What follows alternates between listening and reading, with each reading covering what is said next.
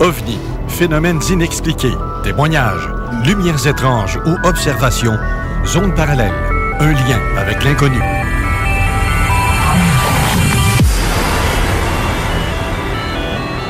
Visitez notre site web à l'adresse www.zoneparallèle.com.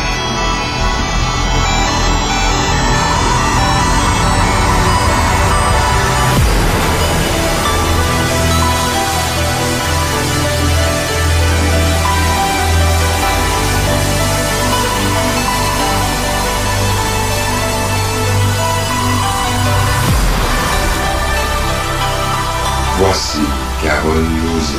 Samedi 9 juin, bonjour à vous tous. Désolée si je parle du nez, j'ai vraiment une méchante grippe, le chaud, le froid, le chaud, le froid à répétition.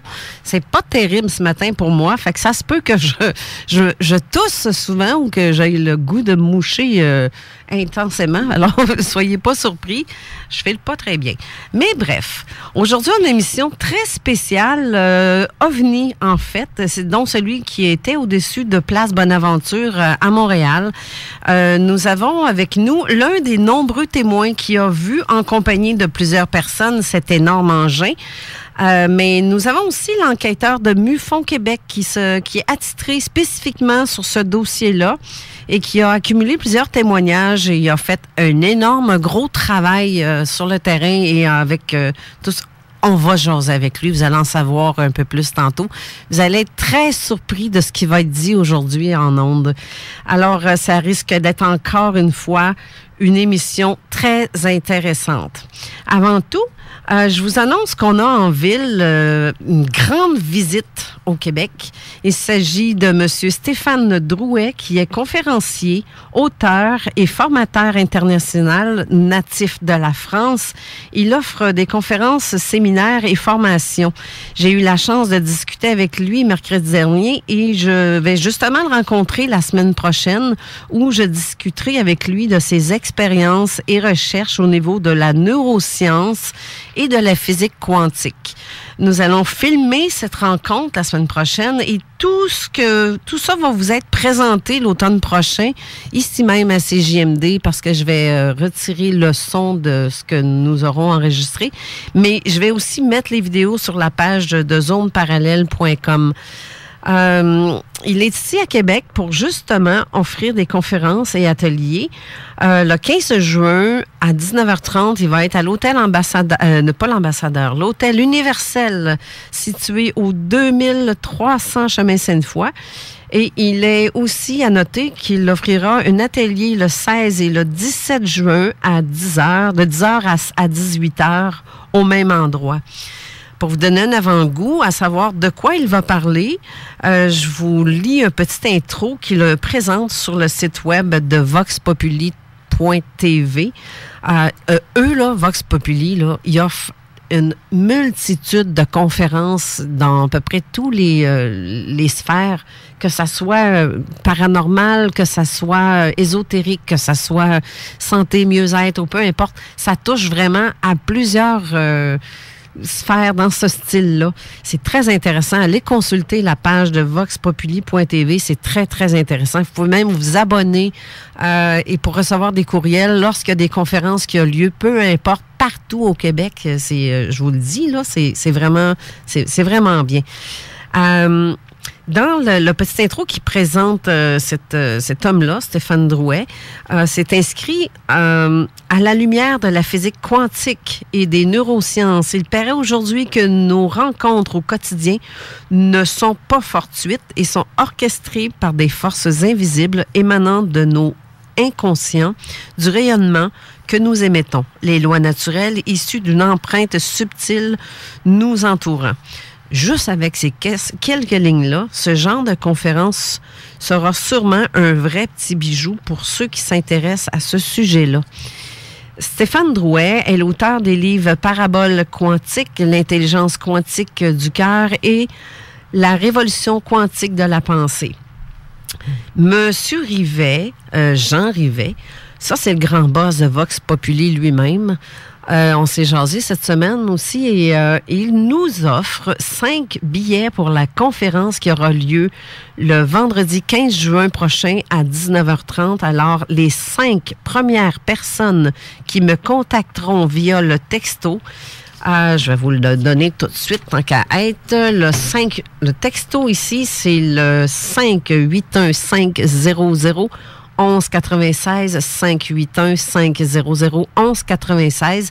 Les 5 premières personnes qui vont m'envoyer un texto devra me nommer son prénom pour que je puisse le rappeler à la toute fin de l'émission, ou plutôt après l'émission. Je vais vous contacter et je vais pouvoir nommer les noms en ondes de ceux qui auront gagné.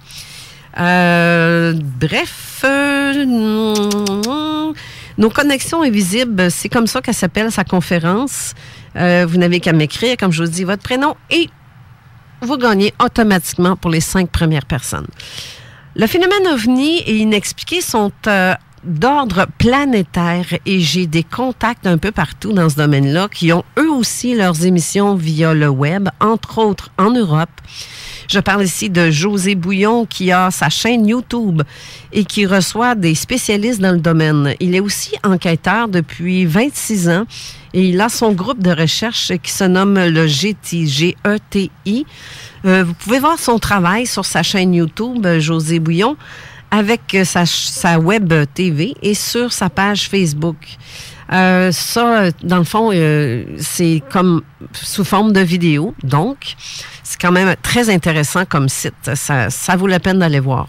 Il y a aussi mon bon ami Gilles Thomas, avec qui je parle régulièrement, qui lui aussi se trouve en France. Il a son émission sur le web à laquelle j'ai participé à quelques reprises. Et je vous suggère de consulter son site web qui est le www.odhtv.fr.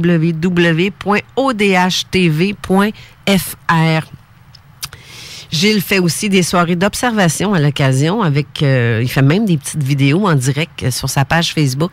Fait qu'on peut voir quand il fait une soirée d'observation, on voit avec lui ce qu'il voit, puis il nous raconte ce qu'il sent, ce qu'il voit, ou peu importe, et il va nous placoter ça.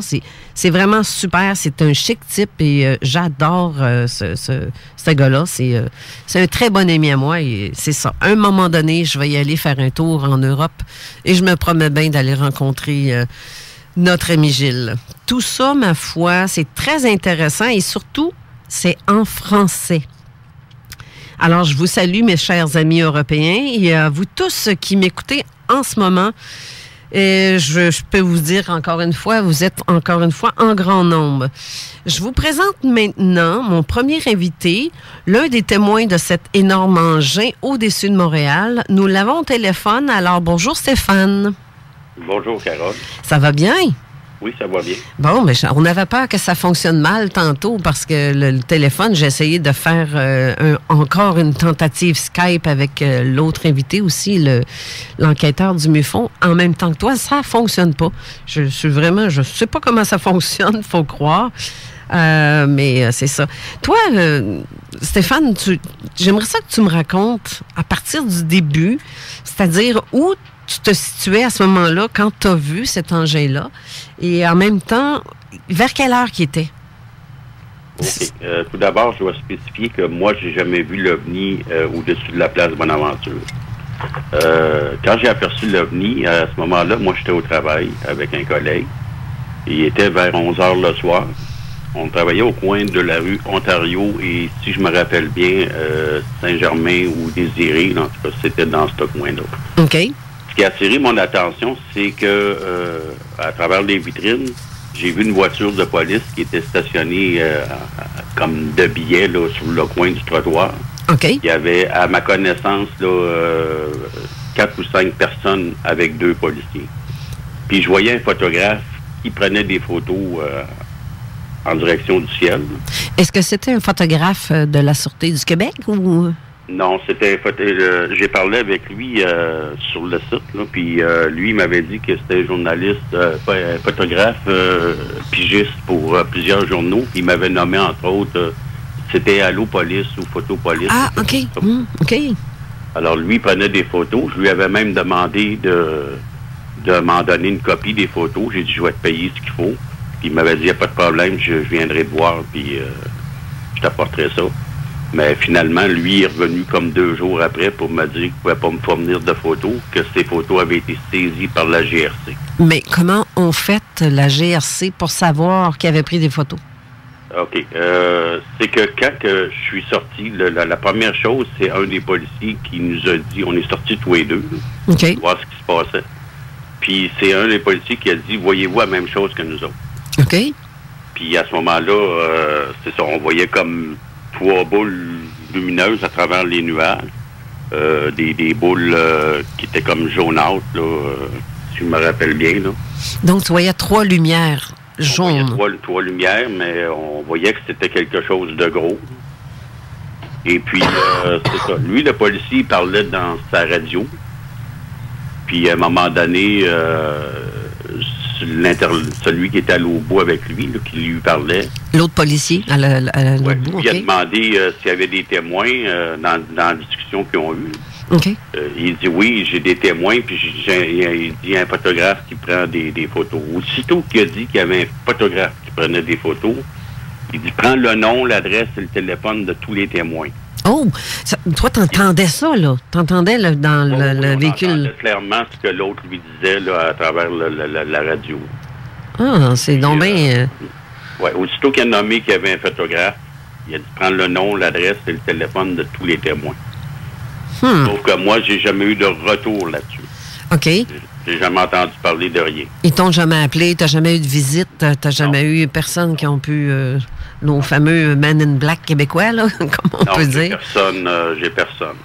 OK. La seule chose, c'est ça. C'est que lui, le photographe, il est revenu, si je me rappelle bien, c'est 3 jours plus tard, 2 ou 3 jours plus tard, pour me dire qu'il ne pouvait pas me fournir les photos qui avaient été saisies par la GRC. OK. Toi, en fait, tu travaillais, tu étais sur tes heures de travail quand tu as vu ça. Oui, j'étais sur mes heures de travail, oui. Mais, et il est quelle heure à ce moment-là? Je me rappelle bien qu'il était vers 11 heures le soir. Vers 11 heures. Parce que dans plusieurs cas, on parlait de 9, 10 heures ou dans ces coins-là. Toi, tu le voyais encore à 11 heures. Le ciel était comment à ce moment-là? C'était nuageux. Là. Il y avait une grosse couche nuageuse.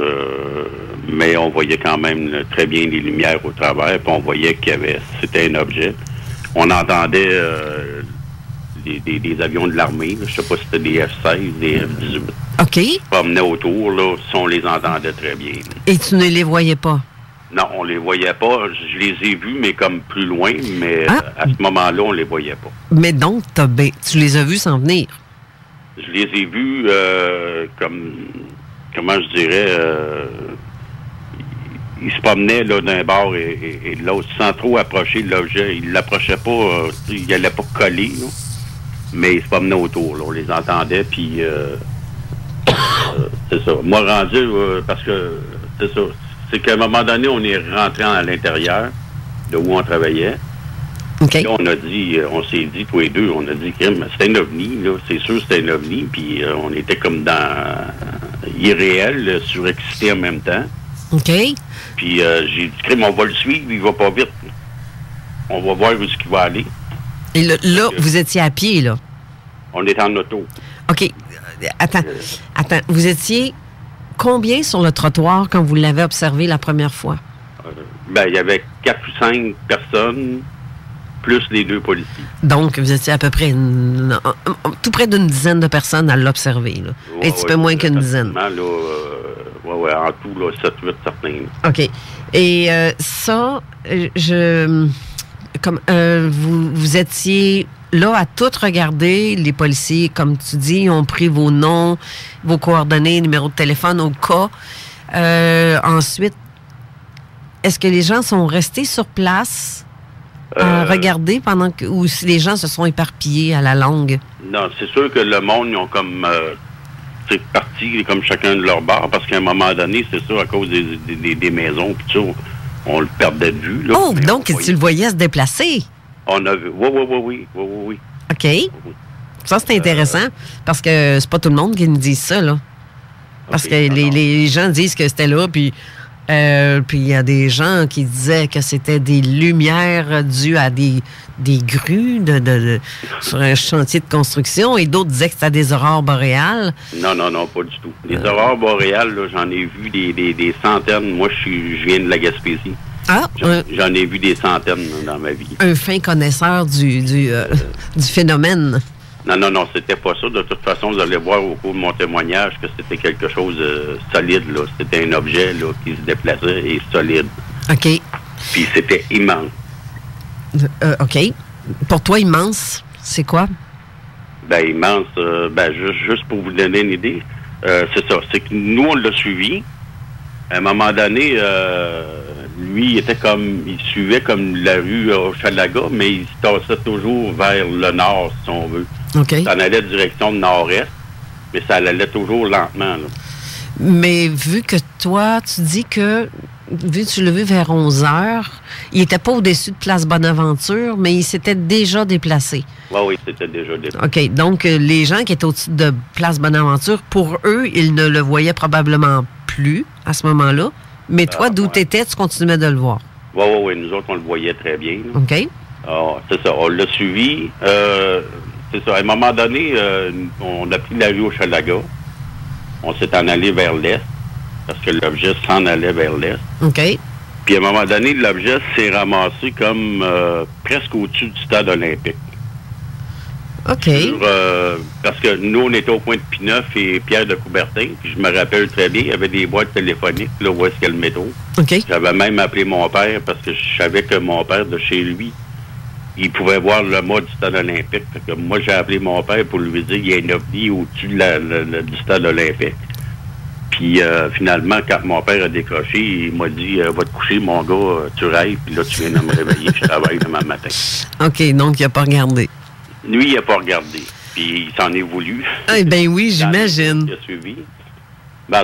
Finalement, pour revenir à la grosseur de l'objet, là, c'est que quand il était comme au-dessus de billets, si on veut, du stade olympique, à ma connaissance, c'était plus gros que le stade olympique. OK. C'était au moins de la grosseur du stade olympique. Minimum.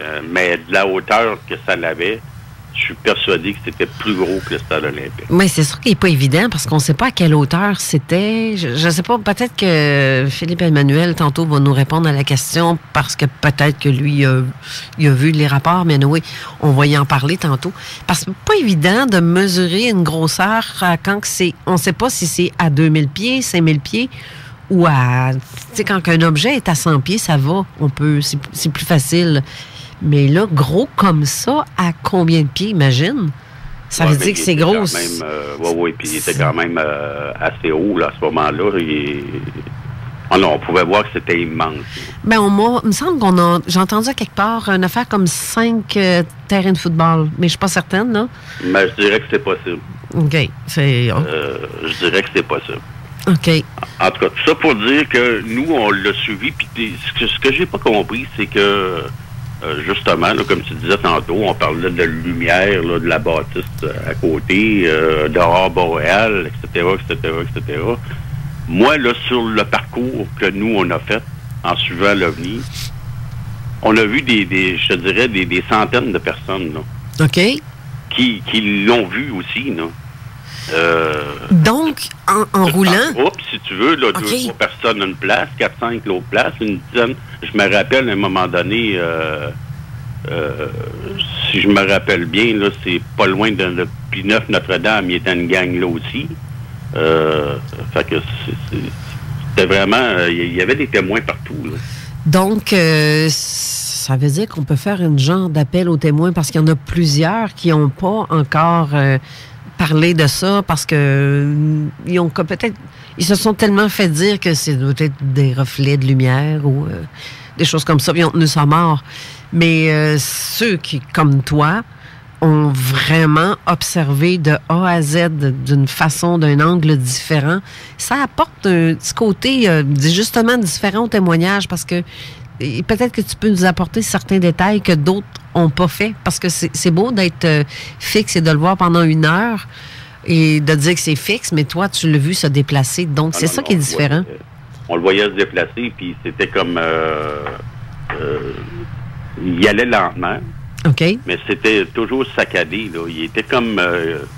tu sais, s'il se promenait je sais pas s'il pognait dans le vent ou quoi, là. En tout cas, ça allait comme plus haut, puis ça redescendait quand même assez vite, ça remontait. C'était jamais comme en ligne droite, là. OK, il se déplaçait comme un toc, monte en haut, descend, monte, descend, comme si... Toujours comme saccadé, là. OK.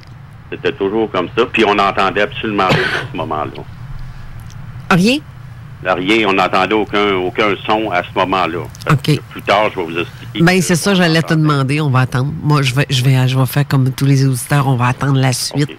Ben, tout ça pour dire qu'à un moment donné, c'est sûr que la couche nuageuse, il y a des endroits que c'est moins épais ou que l'objet a descendu comme plus bas. Parce que de la vision qu'on avait, j'avais comme l'impression, là, c'est sûr qu'il était plus haut que ça, mais on aurait dit qu'il était comme 1 pouce là, au-dessus des nuages. Là. OK. Je sais pas si tu comprends qu'est-ce que je veux dire. Oui.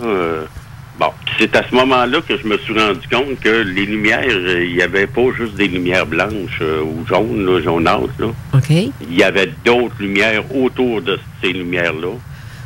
Il y en avait des bleus, si je me rappelle, il y avait bleu, jaune, vert. Dessous ou sur le côté? En dessous. En dessous, toujours en dessous. OK. Toujours en dessous. Comme si ça faisait le tour là, des autres lumières que je voyais là, comme jaunâtres. OK. On voyait d'autres lumières de d'autres couleurs. Puis on voyait d'autres, comme les côtés de l'objet, on voyait d'autres lumières qui étaient comme bleutées. Là. Bleu, des lumières bleutées. Comme si ça faisait le tour de l'objet, ça. Puis ça, c'était comme bleuté, puis ça projetait comme un rayon vraiment à l'horizontale. Là. Je pense que j'ai pas entendu souvent là, les gens avec ces couleurs-là, mais ce qu'on voyait, comme les photos qui ont été présentées par le photographe du journal, est-ce que pour toi, ça correspond à ce que tu as vu à ce moment-là? Je n'ai pas vu, malheureusement, les photos. Les photos qui circulent sur Internet de cet engin-là, tu les as pas vues? Ben, j'ai pas regardé. Non. Ah, OK. Parce que tu devrais aller voir, justement, les images. Tu vois vraiment, c'est justement des lumières jaunes. On voit même tu sais, les lignes de reflets dans les nuages qu'une lumière fait, là. C'est ça qui fait que les gens pensaient qu'ils disaient que c'était les grues ou des reflets, là. Mais en fait, on voit... Non, c'était pas des grues ou des reflets, là. Okay. C'est ça. C'est que nous autres, notre aventure nous a amenés, on était rendus à ce moment-là presque à ou dans Montréal-Est. Il a même passé au-dessus de il y a une base militaire, là, Longue-Pointe. Là. Oui. L'objet là, a passé au-dessus, en diagonale au-dessus. J'ai même fait une joke à celui qui était avec moi, Martin, qui était avec moi, mon collègue. OK. Je lui ai même dit, mon Dieu, j'espère qu'il n'ira pas attaquer la base militaire. Il était vraiment au-dessus dans ce coin-là? Il a vraiment passé en diagonale là, au-dessus. Là. Oh, ça, t'es le premier. T'es le premier qui me dit ça, par exemple. Non, parce qu'on a ramassé vraiment, plusieurs... il y a plusieurs témoignages, mais tu vois, t'es le premier qui dit que ça s'est dirigé, à moins que Philippe Emmanuel, tantôt, me parle d'autres témoins qui ont dit la même chose, là, mais ça, je ne le sais pas.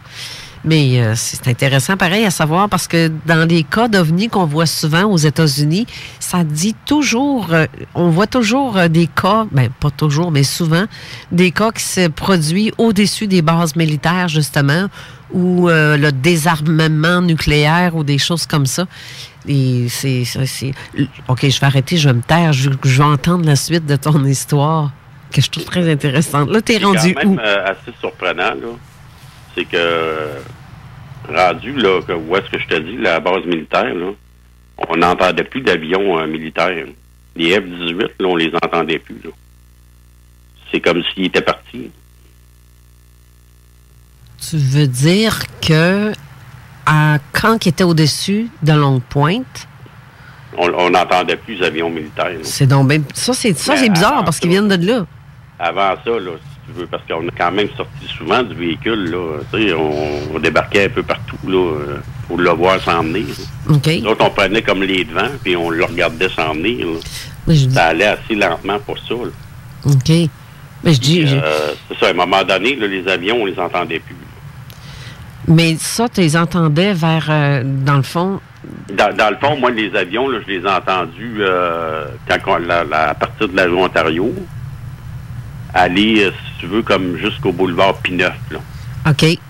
Et le son te donnait... Est-ce que ça te donnait l'impression que ça tournait en rond, ces avions-là, les F-18? Je peux pas dire qu'ils tournaient en rond. J'avais comme l'impression qu'ils se promenaient comme en triangle, là. Tu sais, un partait d'un bord, puis l'autre de l'autre bord, mais c'était comme s'il faisait comme un triangle, si on veut. Parce qu'il y en avait combien, selon toi, de ces F-18-là? Moi, selon moi, il y en avait 3. Mon collègue pense qu'il y en avait 2. Mais moi, je pense qu'il y en avait 3. OK. C'est vrai que si on fait le tour en triangle, 3, ça aurait de l'allure, ça aurait du sens à 3. Mais c'est possible 2 aussi, que c'est ouais. même, là. C'est assez dur à dire, parce que dans le fond, on les a aperçus, oui, une fois ou deux au travers des couches nuageuses, mais je veux dire, on ne peut pas voir le nombre qui était. Ouais. C'est sûr qu'il était au moins 2, là. Mais moi, à ma connaissance, il était 3. Mais te souviens-tu de cette journée-là du 7 novembre 90, la température qu'il faisait avant ça? Quand tu es parti pour travailler, toi, est-ce qu'il y en avait des nuages? Je me rappelle pas quand je suis parti travailler. Il me semble que non, là, mais je me rappelle pas. Parce que je me rappelle pas. J'ai cru comprendre certains témoignages que plus ça allait, plus le ciel se couvrait. Est-ce que c'est des nuages? Dans la soirée, oui. Ouais. Ça, je me rappelle, là, mais je veux dire, s'il y avait une petite couche nuageuse au départ, là, je me rappelle vraiment pas. OK. Mais je sais que, oui, ça l'était en s'intensifiant. OK. Mais à un moment donné, là, à travers nos déplacements, il y a des places que la couche nuageuse était quand même moins épaisse. On pouvait distinguer plus. Puis c'est ça. C'est que nous, ça nous a amené, en tout cas, finalement, pour dire que ça... Nous, on a arrêté notre course dans un parc qui se situe le long des berges du fleuve Saint-Laurent, à Montréal-Est, là, dans ce coin-là. OK. Puis là, on le voyait très bien, l'OVNI. On le voyait que c'était un OVNI, puis que c'était immense, puis que c'était un objet métallique. Mais là, il est rendu quelle heure, là, quand tu vois ça, là? J'ai aucune idée de l'heure.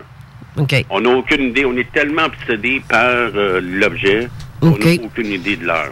Premièrement, on n'avait pas de montre, ni un ni l'autre.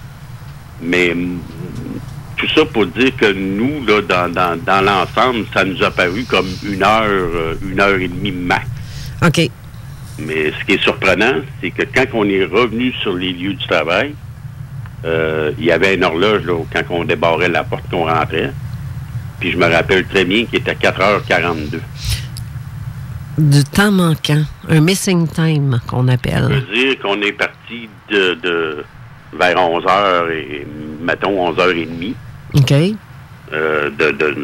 D'Ontario, puis Désiré, là, ou dans ce coin-là, Saint-Gervais, là, si je me rappelle bien. Bon, il devait être max 11h30, puis que tout d'un coup, on rentre au garage. Je me rappelle qu'il était 4h42. J'ai même traversé la rue parce que là, j'ai dit, voyons, non, il ne peut pas être 4h42. Nous autres, on n'avait pas fait notre ouvrage. Là. OK, vous étiez sur votre heure d'ouvrage, de votre travail. Un autre local, juste là, au bord de la rue. J'ai traversé l'autre bord, puis quand je suis rentré à l'intérieur de l'autre côté, il était vraiment 4h42. Alors, on a comme...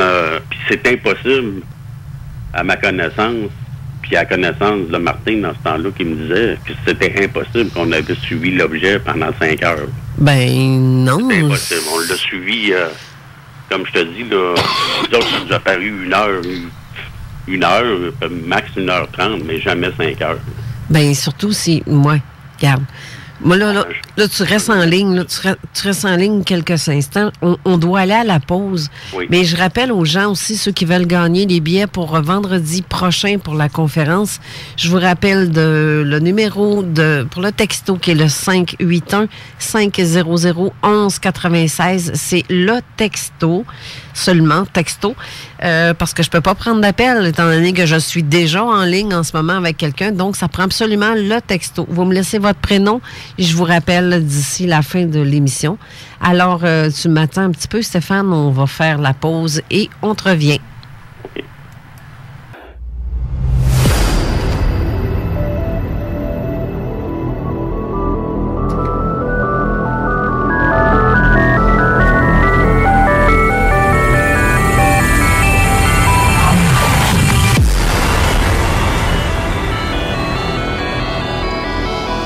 On est de retour avec Stéphane. Tu es toujours là? Toujours. Parfait. Stéphane, moi, ça me chicote le truc de la GRC, là, parce que tu dis tantôt que les photos que le photographe qui travaille, qui est en pigiste, il s'est fait demander, il s'est fait enlever ces photos. Il n'avait pas le droit de les publier nulle part, c'est ça? Ben, c'est ce qu'il m'a dit. Je trouve ça... Moi, j'ai pas la preuve, j'étais pas là, mais sauf que je vois pas pourquoi que le gars serait venu me dire 2 jours plus tard. Ben non, effectivement. Pas me dire les photos. Bon, pour revenir, tantôt, tu me parlais de photos là, qu'il y avait... oui. Ça valait la peine que je vais voir ça. Là. J'ai fait des petites recherches là, durant la pause. OK. Je suis allé voir ça. Bon, les photos qu'on voit, là, les lumières jaunâtres et tout ça, là, bon, c'est exactement ça qu'on voyait au départ. OK. Donc, tu confirmes que cette photo-là, c'est vraiment ce que vous voyez au-dessus de Place Bonaventure. C'est vraiment ce qu'on a vu. Sauf que sur les photos, là, on voit qu'il y a comme des rayons jaunes là, qui s'en vont dans toutes les directions. Là. OK. Bon, mais c'est ces lumières-là que moi, je te dis que plus loin, on s'est aperçu que ça, c'était bleuté. Là. OK. Mais lorsque tu es rendu sur le bord du fleuve, là, l'étape, la dernière fois avant que tu t'en retournes, là, le ciel s'était dégagé un petit peu dans ce coin-là, dans ce secteur. Un peu plus, oui. OK. C'était pas dégagé, mais c'était quand même un petit peu plus dégagé. Et tu dis que tu voyais la carlingue. Oui, oui. Et quelle couleur ça avait, cette chose-là? C'était métallique, là. Couleur métallique. Là. Donc, il y avait quelque chose physique. Ce que tu viens de dire là va éliminer tous les commentaires. Non. C'était très physique. Là. Il y avait quelque chose de très physique. OK. Puis aussi, c'est là, je ne sais pas si c'est parce que le jet est au-dessus du fleuve et qu'il y a moins de bâtisses, c'était plus comme dégagé. C'est à ce moment-là qu'on s'est rendu compte que ça émettait un son. OK. Il y avait un son qui émanait là. Et le son ressemblait à quoi? Ben moi, je dis souvent comme un chat qui ronronne, là, mais en plus fort. Là. Mais c'est vraiment comme... ça faisait penser à ça, là, le son que ça faisait comme... Est-ce que c'est peut-être parce que c'était plus bas que quand la première fois vous l'avez vu? Ben, c'est sûr que c'était plus bas à ce moment-là. Ben, pour que tu l'entendes. Et surtout si t'es... Moi, je dis que c'est probablement parce que c'était plus dégagé aussi. Il n'y avait pas les bâtisses qui coupent le son et tout ça, là. Et l'engin... C'était vraiment au-dessus du fleuve, là. Et l'engin te donnait quelle forme? La forme que ça te donnait, c'est quoi? Moi, je le voyais comme ovale, si on veut, comme un peu la forme d'un ballon de football, là. OK, un œuf, un ballon de football. C'est pas rond, mais c'est pas un rond parfait, c'est un rond étiré. Non, pas rond. Moi, je suis persuadé que c'était pas rond. Un rond légèrement étiré. C'est ça. OK. Ben, c'était pas triangulaire, là. C'est pas... Non, c'était pas triangulaire. J'ai entendu un témoignage, là, justement, votre spécialiste tantôt, là, OK. m'avait donné un lien. OK. Je dois écouter 2 témoignages. En tout cas, il y avait un des 2 témoignages que le monsieur dit pas mal la même chose que moi. Là. Je me suis rendu compte dans ce témoignage-là que lui, il l'avait très bien vu aussi. Là. OK. Parce que lui, dans son témoignage aussi, parle de couleurs différentes. Là. Donc, lui, je suis persuadé qu'il l'a vu, l'engin. Et donc, il l'a vu dans les mêmes couleurs que toi, tu l'aurais vu. Si je me rappelle bien, ce monsieur-là, là, dans le reportage, là, c'était quelqu'un qui travaillait là à la place Bonaventure. OK, d'accord. Genre, c'est pas le serveur ou quelque chose comme ça, là? Oui, c'est ça, c'est un serveur. OK. Mais quand tu es revenu, quand tu es au fleuve et que tu vois l'engin, ça a duré combien de temps, cette partie-là? Parce que tu l'as vu disparaître, toi, ou il s'est en allé? On l'a vu disparaître. On l'a vu, quand il est parti, là, on l'a vu très bien partir. Lentement ou rapidement? Il est parti, je dirais, pas à une vitesse éclair, là, comme j'ai déjà entendu des témoignages de gens qui disaient que ça partait à une vitesse éclair. Là. C'est pour ça ma question. OK. Pardon? C'était pour ça ma question. Si c'était parti en vitesse éclair ou lentement jusqu'à perte de vue? C'est parti comme en diagonale, mais je dirais comme à vitesse d'un avion là, qui quitte le sol. Là. OK. Oh, c'est pas tellement rapide, là. Non, mais ça a vraiment parti comme ça, là, en direction de la Rive-Sud, là. de l'autre côté. Là. C'est à ce moment-là que nous, on l'a perdu. Mais ça a parti, c'est quand même assez rapidement, mais pas... c'était plus rapide que ce qu'on avait vu aller jusque-là. Là. Mais non, ça n'a pas parti comme à la vitesse de l'éclair. Là. Ah, OK. Et toi, c'est le fleuve, en fait, qui vous a coupé le chemin, parce que sinon, tu aurais continué de le suivre, hein? J'imagine. Ben là, peut-être, mais on ne pensait pas qu'il était l'heure qu'il était, là. Ben là, vous l'avez vu quand vous êtes revenu, mais si si j'avais la chance de le suivre encore, là, c'est sûr qu'on l'aurait suivi encore. OK. Ça, je trouve ça, mon Dieu, je souhaite tellement à tout le monde de voir quelque chose dans ce genre-là pour que, comme ça, ils vont finir par croire que c'est vrai, puis ça existe, ces petites bebelles-là, là. Ce que je dois rappeler aussi, là, c'est que ça semblait là, vraiment irréel. Là. Le temps était comme arrêté. C'était comme tout était comme au ralenti. Là. Mais si je rappelle bien, à partir du début de l'histoire, tu me dis que tu t'en allais travailler. Vous avez été témoin de ça. Il est à peu près 11 heures. Quand tu es revenu... Non, je m'en allais pas travailler. J'étais au travail. Tu étais au travail, OK. Et quand tu es retourné... Moi, je travaillais dans un garage. En tout cas, c'était pour une émission là, de télé à l'époque. OK, tu es toujours dans le domaine des médias. À ce moment-là, j'étais je travaillais pour l'émission Super Samplon qui jouait à Radio-Canada. OK, oui, on connaît. Ça se tournait dans un garage sur la rue Ontario. OK. Et tu étais à ta job là, à ce moment-là. J'étais à la job là. Puis comme je te dis, là, je te disais au début, ce qui a attiré notre attention, là, c'est que je suis allé pour aller chercher quelque chose en avant du garage, si on veut, puis il y avait des grandes vitrines. OK. Là, j'avais vu l'autopolice, puis le monde, puis le photographe, là. C'est juste là, à ce moment-là, que j'avais vu ça. Qui a attiré notre attention. OK. Mais quand tu es retourné à ton travail, parce que là, le fleuve vous bloque, vous ne pouvez pas aller plus loin que ça, et que tu vois l'engin s'en aller vers le nord, comme tu dis, nord-nord-est, ou... Non, il s'en allait... non, ça, c'était au début, là, qu'il s'en allait toujours nord-est, là, OK. Après ça, il est revenu toujours en s'en allant vers l'est, mais là, à ce moment-là, en revenant vers le sud, si on veut, là, à partir... tu sais, à un moment donné, il longeait, comme je te dis, Pierre de Coubertin. Là. OK. Puis après ça, il s'en allait vers le sud, si tu veux, toujours est, mais plus, tu sais, il déviait vers le sud, vers le fleuve, si tu veux. Ah, OK. Puis quand il est parti direction Rive-Sud. Mais... Toi, à ce moment-là, tu revires sur tes pas, tu retournes à ton travail pour te rendre compte qu'il est 4 heures, répète-moi l'heure, 4h42. 42, je m'en rappelle comme si c'était hier. Et ton boss, il était pas là, il n'a pas fait comme... Vous étiez où, vous autres? Non, nous autres, on était juste 2 qui travaillaient la nuit. OK. Puis vous étiez tous les 2 employés. Bonne chance que vous n'êtes plus là, parce que... non, mais ça, on a eu quelques réprimandes, parce que c'est sûr que ça, c'est sûr. OK. Parce qu'à un moment donné, on a dit qu'on l'avait vu, tout ça. On n'a pas dit qu'on était revenu à 4h42. Là. OK. On a juste dit qu'on l'avait suivi un petit bout. Là. OK, mais... Et lui, il m'avait dit à ce moment-là, mon régisseur, là, parce que nous, c'est le régisseur de l'émission qui était comme notre patron direct à nous 2. Là. OK. Il nous avait dit qu'il connaissait, je sais pas si tu connais Christian Page. Oui. Qui connaît pas Christian Page? Oui, il était dans, justement... Lui, il travaillait dans la même bâtisse que nous autres, on avait nos bureaux. OK.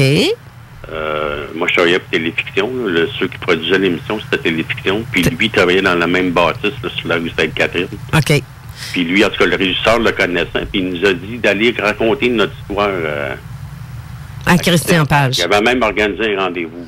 OK. Et qu'est-ce que tu as fait? Tu as parlé avec Christian Page? Oui, on a parlé avec, mais on y a parlé 5 minutes.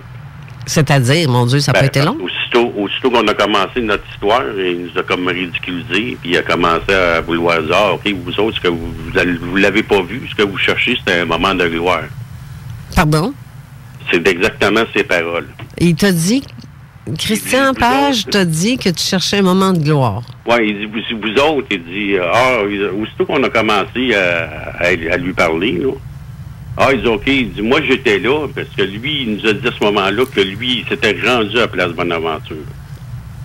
Ah, ben, gadon. C'est ce qu'il nous a dit. Mais lui, il l'a pas suivi, là. OK. Donc, il n'y avait pas aucun intérêt sur le coup. Fait que moi, j'ai jamais compris pourquoi est-ce qu'il nous a dit ça. Mais il dit non, il dit OK, vous l'avez pas vu. Finalement, ce que vous cherchez, c'est un moment de gloire. La discussion s'est arrêtée là.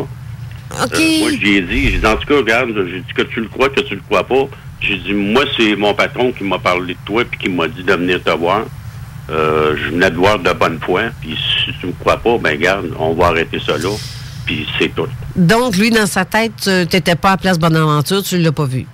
Non, moi, c'est ça. OK. Si j'ai bien compris, ça ressemble à ça, là. OK. C'est à peu près ça qu'il voulait dire. Okay. Mais il nous est revenu, comme, je te dirais, 3-4 jours plus tard, presque la tête entre les deux jambes. Il voulait avoir notre témoignage. Parce que là, lui, il avait eu d'autres témoignages de d'autres gens qui allaient dans le même sens de ce qu'on lui avait dit. OK. Fait que là, il voulait l'avoir, notre témoignage. C'est presque devenu du harcèlement, là, tellement il voulait le témoignage. OK. Moi, j'ai dit que j'avais rien à lui dire. J'ai dit, écoute, ben, quand on est allé te voir, là, tu nous as fait passer pour 2 caves. Parce que c'est sûr qu'au bureau, ça s'est su. Fait qu'on a passé pour 2 caves. J'ai dit, moi, là, j'ai rien à te dire à toi. Absolument rien. Je veux rien savoir de toi. Puis j'ai rien à te dire. Fait qu'il y a comme eu... ça a fini, là. Il y a pas... OK, c'est ça. Fait qu'il n'y a jamais eu ton témoignage, en fait. Non. Puis je lui donnerai jamais non. Ah, que c'est donc bien drôle, ça. C'est pas drôle, mais en même temps... Mais il voulait en tabarnouche, parce que là, lui, c'est ça, il y avait eu des témoignages de d'autres gens. C'est bête. C'est quand tu ne crois pas à quelque chose, puis qu'à un moment donné, tout se révèle être... Tu sais, des fois, faut pas toujours prendre le monde pour des fous, là, parce que quand on voit quelque chose, parce qu'on n'est pas à Place Bonaventure, qu'on le voit pas. C'est un phénomène si gros que ça, je verrais pas pourquoi qu'on le verrait pas d'ailleurs, là. Non. Puis moi, ce que j'ai jamais compris dans l'histoire, là, c'est comme je te disais tantôt, là, tout au long du parcours, là, parce que c'est quand même long, là, le parcours là, qu'on a fait là, en le suivant. OK. Puis on a vu du monde partout, là. C'est pas juste nous autres, il y en avait partout du monde, là. Tout le long du parcours, il y en avait, là. Ça veut dire qu'à ma connaissance, là, il y avait plusieurs centaines de témoins, là, tout au long du parcours. Hein. Oh! Jamais rien sorti, j'ai jamais entendu parler de rien ou... c'est quand même bizarre. Ben oui, moi, je trouve. j'ai comme l'impression que l'information est cachée, là. Ben, en tout cas, de toute façon, en partant... C'est certain que c'est pas normal. Mais on n'a pas eu plus de témoignages. Non, mais en partant, c'est toi, t'as vu qu'il y avait des centaines de personnes sur le trottoir à regarder, et tu me dis que les policiers vous ont demandé vos noms, numéros de téléphone, et que la GRC, comme par hasard, a interpellé le photographe. J'imagine que c'est eux qui ont enlevé les photos qui appartiennent... c'est ce qu'il m'a dit. Parce que ça aurait pu être, tu sais, comme... je sais pas, je trouve ça... pour qu'ils taisent ça, c'est qu'ils ont sûrement eu ordre de plus haut à taire ça, justement, parce que... moi, je suis persuadé. Je trouve ça... Ben, moi aussi, je pense. Ça sonne vraiment comme ça, là. Ça s'enligne vers ça, là, je dirais. Oui, moi, je suis persuadé. Mais tout ça pour dire que je me suis fait souvent demander pourquoi tu n'as pas été voir les journaux, tu sais, pour en parler, tout ça, là. Mm-hmm. Ça part toute là, l'histoire de Christian Page. Ah, OK. Donc... Parce que quand tu te fais dire... ben, ici, ou que c'est pas vrai, ou... bon, mais là, si ça te tente pas... ou que tu fais ça pour la gloire. Ouais, c'est ça, de se faire dire ça, là, regarde, moi, la gloire, là, je fais un métier public, moi, puis... Justement, tu es une personnalité connue du public et tu es en spectacle régulièrement, puis tu n'es pas à mancher pour... parce que ceux qui connaissent pas Stéphane, en fait, Stéphane est chanteur, très bon chanteur d'ailleurs, fait qu'on le voit souvent en spectacle dans les endroits différents. Mais je sais que, justement, pour ta crédibilité, tu n'as pas avantage à vouloir être glorifié pour quelque chose dans ce genre-là, parce que les gens, en fait, passent pour des fous. Bien, si en partant, je trouve ça niaiseux de moi dire ça, là, tu fais ça pour la gloire. Parce que, bon, qui va vouloir volontairement se faire traiter de fou puis se péter les bretelles?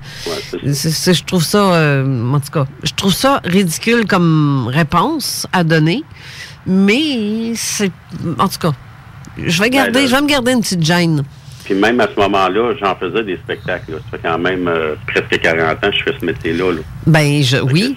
Je faisais pas juste travaillé pour téléfiction. Je faisais des spectacles aussi au travers de tout ça. Ben, donc, tu es vraiment dans le monde des médias et du spectacle depuis des années. Là. Déjà quelqu'un de connu à ce moment-là. Là, en plus. Mais c'est ce que j'y réponds. Là. J'ai de la gloire, je peux l'avoir ailleurs si je la veux. Je la veux même pas ailleurs. Bien, justement, tant qu'avoir une gloire, autant prendre la gloire pour ce que tu fais et non pour ce que tu as vu. C'est genre, t'es un chanteur, là, on s'entend? Oui, c'est pour ça, oui, mais on veut pas être connu comme moi. J'ai pas intérêt à être connu parce que j'ai vu un ovni. C'est pas... c'est ça. Moi non plus, là. C'était pas mon but non plus, là. Ben, c'est ça. Je sais. Ça, je le sais. Moi, quand je suis allé le rencontrer... Je suis allé de bonne foi, là, puis je suis allé parce que le régisseur nous avait parlé de lui, puis il nous avait dit, je vais vous organiser un rendez-vous, je suis sûr que ça va l'intéresser. Puis comme de fait, il était très intéressé jusqu'à temps qu'on ouvre la bouche. Donc, ça a été très court, là. Mais c'est un court témoignage. Tu sais, je peux être diplomate, mais je me dis, si je me sens attaqué, je me laisserai pas faire non plus, là. Non, c'est sûr. Je me suis pas laissé faire non plus, là. Puis aussitôt qu'il m'a dit ça, là, ou qu'il nous a dit ça s'est terminé là. OK. Même qu'il y aurait eu d'autres questions, il était déjà trop tard. Quand il nous est revenu, là, plus tard, là, quelques jours plus tard, il était déjà trop tard. Si je n'étais pas crédible pour toi il y a 3-4 jours, ben, tu ne l'es pas plus. Pas plus aujourd'hui. C'est ça. Ben, parce que moi, oui, mais c'est pas ça. C'est parce que moi, je l'avais vu à Place Bonaventure, je savais pas que ça s'était déplacé. Puis là, j'ai eu d'autres témoignages. Ben, je sais ça. Organise-toi avec tes autres témoignages que tu as eus. Parce que le mien, tu l'auras pas. Puis j'en ai jamais reparlé. Excuse-moi, tu me fais tousser de rire. J'en ai jamais reparlé. Mais justement, c'est parce qu'il y en a peut-être pas d'autres témoignages qui partent d'autres que la place Bonaventure. C'est pour ça que je trouve ça intéressant. Toi, tu l'as vu d'un autre endroit et tu confirmes que ça se déplaçait d'un endroit X à un autre. Et en plus, tu as du temps... Très solide. C'est ça. En plus, tu as un temps manquant. Tu m'as pas parlé aussi à un moment donné d'une sensation comme si le temps était arrêté? Oui, mais ça, je l'ai dit tantôt, mais ça, c'était tout le long. Là. C'est ça. C'est vraiment à partir du moment qu'on a vu l'objet, aller... même, je ressentais, là, après être revenu là, au travail, là, puis là, on a fait un saut quand on a vu l'heure. Et... Même en se dépêchant pour faire le plus d'ouvrage possible. Ben, je comprends. Je peux te dire qu'on l'avait encore, la sensation. Là. T'as retardé on filait vraiment comme bizarre. Là. Je sais ça que tantôt, Philippe Emmanuel a reçu un témoignage justement avec quelqu'un qui avait aussi un temps manquant. J'ai bien hâte d'avoir ce qu'il a à me dire là-dessus, parce que je sais qu'il a fait un énorme gros boulot là-dessus, parce que il y a Marc Saint-Germain aussi de MUFON qui a reçu énormément de calls suite à ça, parce que ils ont fait une forme d'appel à témoins et ça s'est mis à rentrer à compte-gouttes, mais ça s'est mis à rentrer. Mais c'est pour ça qu'ils ont attitré Philippe Emmanuel sur ce dossier-là. Tous ceux qui ont été témoins de ça, c'est son dossier à lui, ça, justement. C'est pour ça que je t'ai mis en lien avec lui, parce que ça peut aider à corroborer le fait des autres témoignages qu'il reçoit. Puis je trouvais ça intéressant. Et moi, je te crois, parce que... Je me rappelle que quand j'ai parlé avec Louis-Philippe. OK. Louis-Philippe, hein? Oui. Tu veux dire Philippe Emmanuel? Philippe Emmanuel. Quand j'ai parlé avec Philippe Emmanuel, je sais que quand je lui ai mentionné l'heure qui était quand on est rentré à nouveau dans le garage, il m'a dit qu'il y avait eu d'autres témoignages, puis c'était exactement la même heure. Ça, je trouve ça assez... oui, c'est... C'est assez spécial, là. Oui, demande... Du monde qui se connaisse pas, puis les témoignages qu'il y a eu, j'ai aucune idée ça part de où, là, c'est des gens de où, mais que c'est exactement la même heure que tout d'un coup, Donc, tu as peut-être été abducté puis tu t'en souviens pas. Ta mémoire est comme complètement effacée ou je sais pas. Oui, on en a parlé un peu, mais moi, à ma connaissance, c'est sûr qu'on n'a jamais quitté le plancher des vaches. Là. OK. Oui. Moi, je me rappelle juste qu'on a suivi l'objet, puis qu'on l'a vu en déplacement, puis qu'on l'a suivi tout le long, mais Et que ça avait une forme et une couleur Oui, et plein d'autres lumières, qu'est-ce qui était dit, puis ça, je te dis. Plus, comme je te dis, que moi, c'est peut-être dans le gros max 1h30, là, mettons, là. Mais jamais. Ça élimine hors de tout doute que ce soit une espèce d'aurore boréale ou des lumières de chantier. C'est sûr. C'est quelque chose de solide, là, pareil comme je suis là. Oui, tabarouette. C'est garanti que c'est un ovni, là, c'est sûr. Mais de dire que ça vient d'ailleurs, moi, je peux pas dire que ça vient d'ailleurs. Là. Ça peut être de la science qui vient de la Terre et qu'on le sait pas. Là. On nous en cache tellement des choses que je peux pas le savoir. Là. Te souviens-tu du nom du photographe qui travaillait pour... Je me rappelle, il me semble que c'était Robert, mais le nom... il me semble qu'il m'avait juste dit Robert.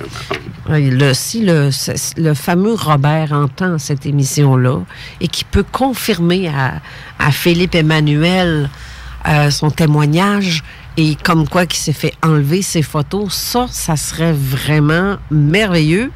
Je l'inviterais à communiquer justement avec... ou qui passe par zone parallèle sur notre page... Ça peut être ça, puis je transférerai à Philippe Emmanuel le dossier ou peu importe. Comme tous les témoignages, comme toi d'ailleurs, s'il y en a d'autres qui ont été témoins de ça et qui n'ont jamais osé en parler parce que peur du ridicule, comme là, je n'ai pas nommé ton nom de famille, mais tu me dis que ça te dérange pas de le dire. Non, ça me dérange pas, c'est Stéphane Claude. Bon, mais Stéphane Claude. Claude avec un cas.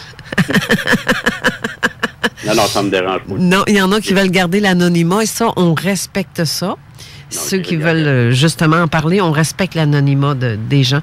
Mais sinon, vous pouvez communiquer avec les gens de MUFON Québec sur leur site Internet. On peut avoir, je pense, avec leur page Facebook aussi. Et votre cas va être automatiquement envoyé à Philippe Emmanuel Faure qui s'occupe et à qui on va parler tantôt dans quelques instants. Là, on va devoir retourner à la pause pour que je puisse parler avec avec Philippe Emmanuel. Je vais être obligée en plus, c'est ça qui est plate parce que je suis pas capable de prendre 2 lignes ensemble. Mais ton témoignage, ma foi, Stéphane, c'est un vrai bijou. Vraiment un vrai bijou. Je te remercie énormément de m'avoir accordé cette... comment on dit ça, donc? Tu m'as donné une interview, une entrevue. Tu m'as réservé. Comment tu me dis ça l'autre fois? Ben, je t'avais réservé mon témoignage. Je te l'avais promis. Oui. De livrer à toi, puis j'ai tenu promesse. Ben, je trouve ça excessivement gentil. Pas excessivement, extrêmement. C'est très gentil, puis j'apprécie. J'espère que les auditeurs ont compris qu'il s'agit vraiment bel et bien d'un objet physique et non de reflet et non plus de... Et ça, là, juste ça, là, et réécouter le podcast si vous n'avez pas compris quand il l'a dit, parce que c'est vraiment important. C'est le bout le plus important à retenir de ça, parce que toi, tu as vu ça et je te crois. Parce que je te connais, je sais que tu es une personne honnête. Tu n'as pas l'intention de vouloir briser ton identité par démolir ton tu sais, tu serais pas assez coco pour faire ça, là. Non, absolument pas. Ben, c'est ça, je me dis. Fait que... Non, j'ai rien à cacher, puis c'était de bonne foi, puis je peux jurer à tous tes auditeurs que c'était un objet physique. Ben moi... Les lumières, puis les aurores boréales, puis tous les ballons, puis les ci, puis les ça. C'était pas ça, c'était vraiment un ovni, puis gigantesque. Ben, en tout cas, pour moi, tu es une personne crédible parce que ça fait 2 ans qu'on en parle, toi et moi, de ça. Et environ 2 ans. Puis je dirais, à chaque fois, tu me dis toujours les mêmes affaires. Tu n'as jamais changé ta version. Et je te connais de toute façon. Je le sais que tu es vraiment honnête et crédible. Fait que là-dessus, j'ai même pas aucun doute. D'ailleurs, on va se rappeler après l'émission parce qu'on va se rejaser autre que les ondes radio.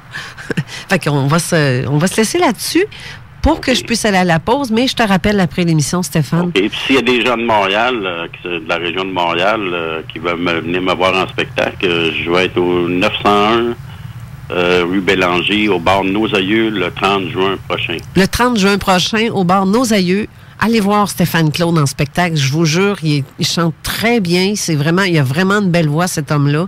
Ça vaut vraiment la peine, ceux qui ont le goût d'aller... Au coin de Bélanger et Saint-André. Parfait. Hey, merci beaucoup. On se rappelle tantôt plus tard. Merci. Merci, bonne émission à vous. Merci. Écoute la suite si tu veux entendre ce que... Merci. À tantôt. Bye-bye.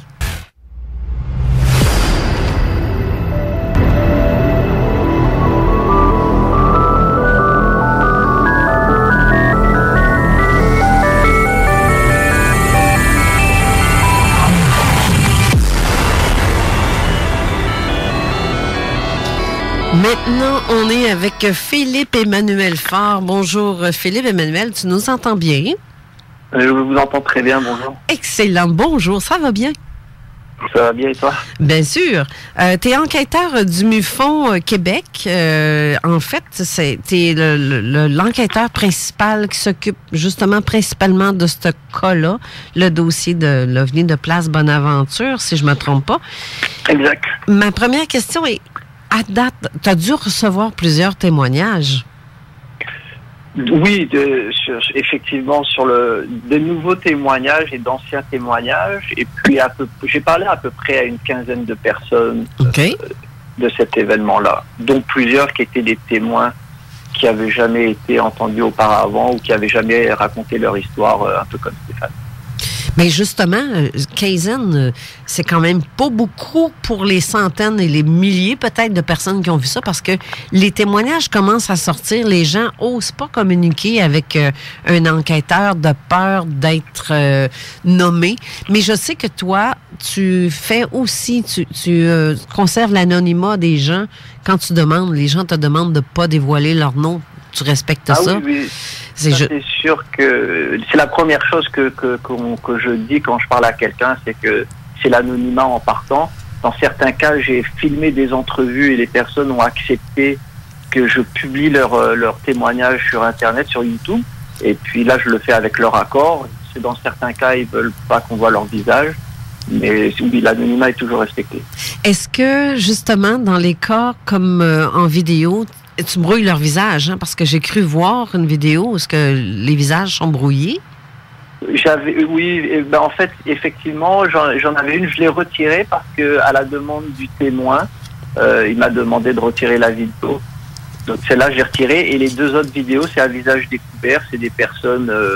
il y en a un, c'est un nouveau témoin, Patrick, qui s'appelle, qui était serveur à l'hôtel Bonaventure ce soir-là, et puis j'adore son témoignage. Et l'autre, c'est l'entrevue de Pierre Comartin, qui lui avait déjà été entendu, même dans les documentaires qui avaient été faits, qui avait fait l'observation de l'OVNI, pas à l'hôtel Bonaventure, mais un peu comme Stéphane, là, sur lui, il était sur Notre-Dame, donc dans le quartier Hochelaga. Mais tu vois, comme le fait de l'homme que tu dis qui a demandé à faire enlever la vidéo, je comprends pas, son visage était brouillé.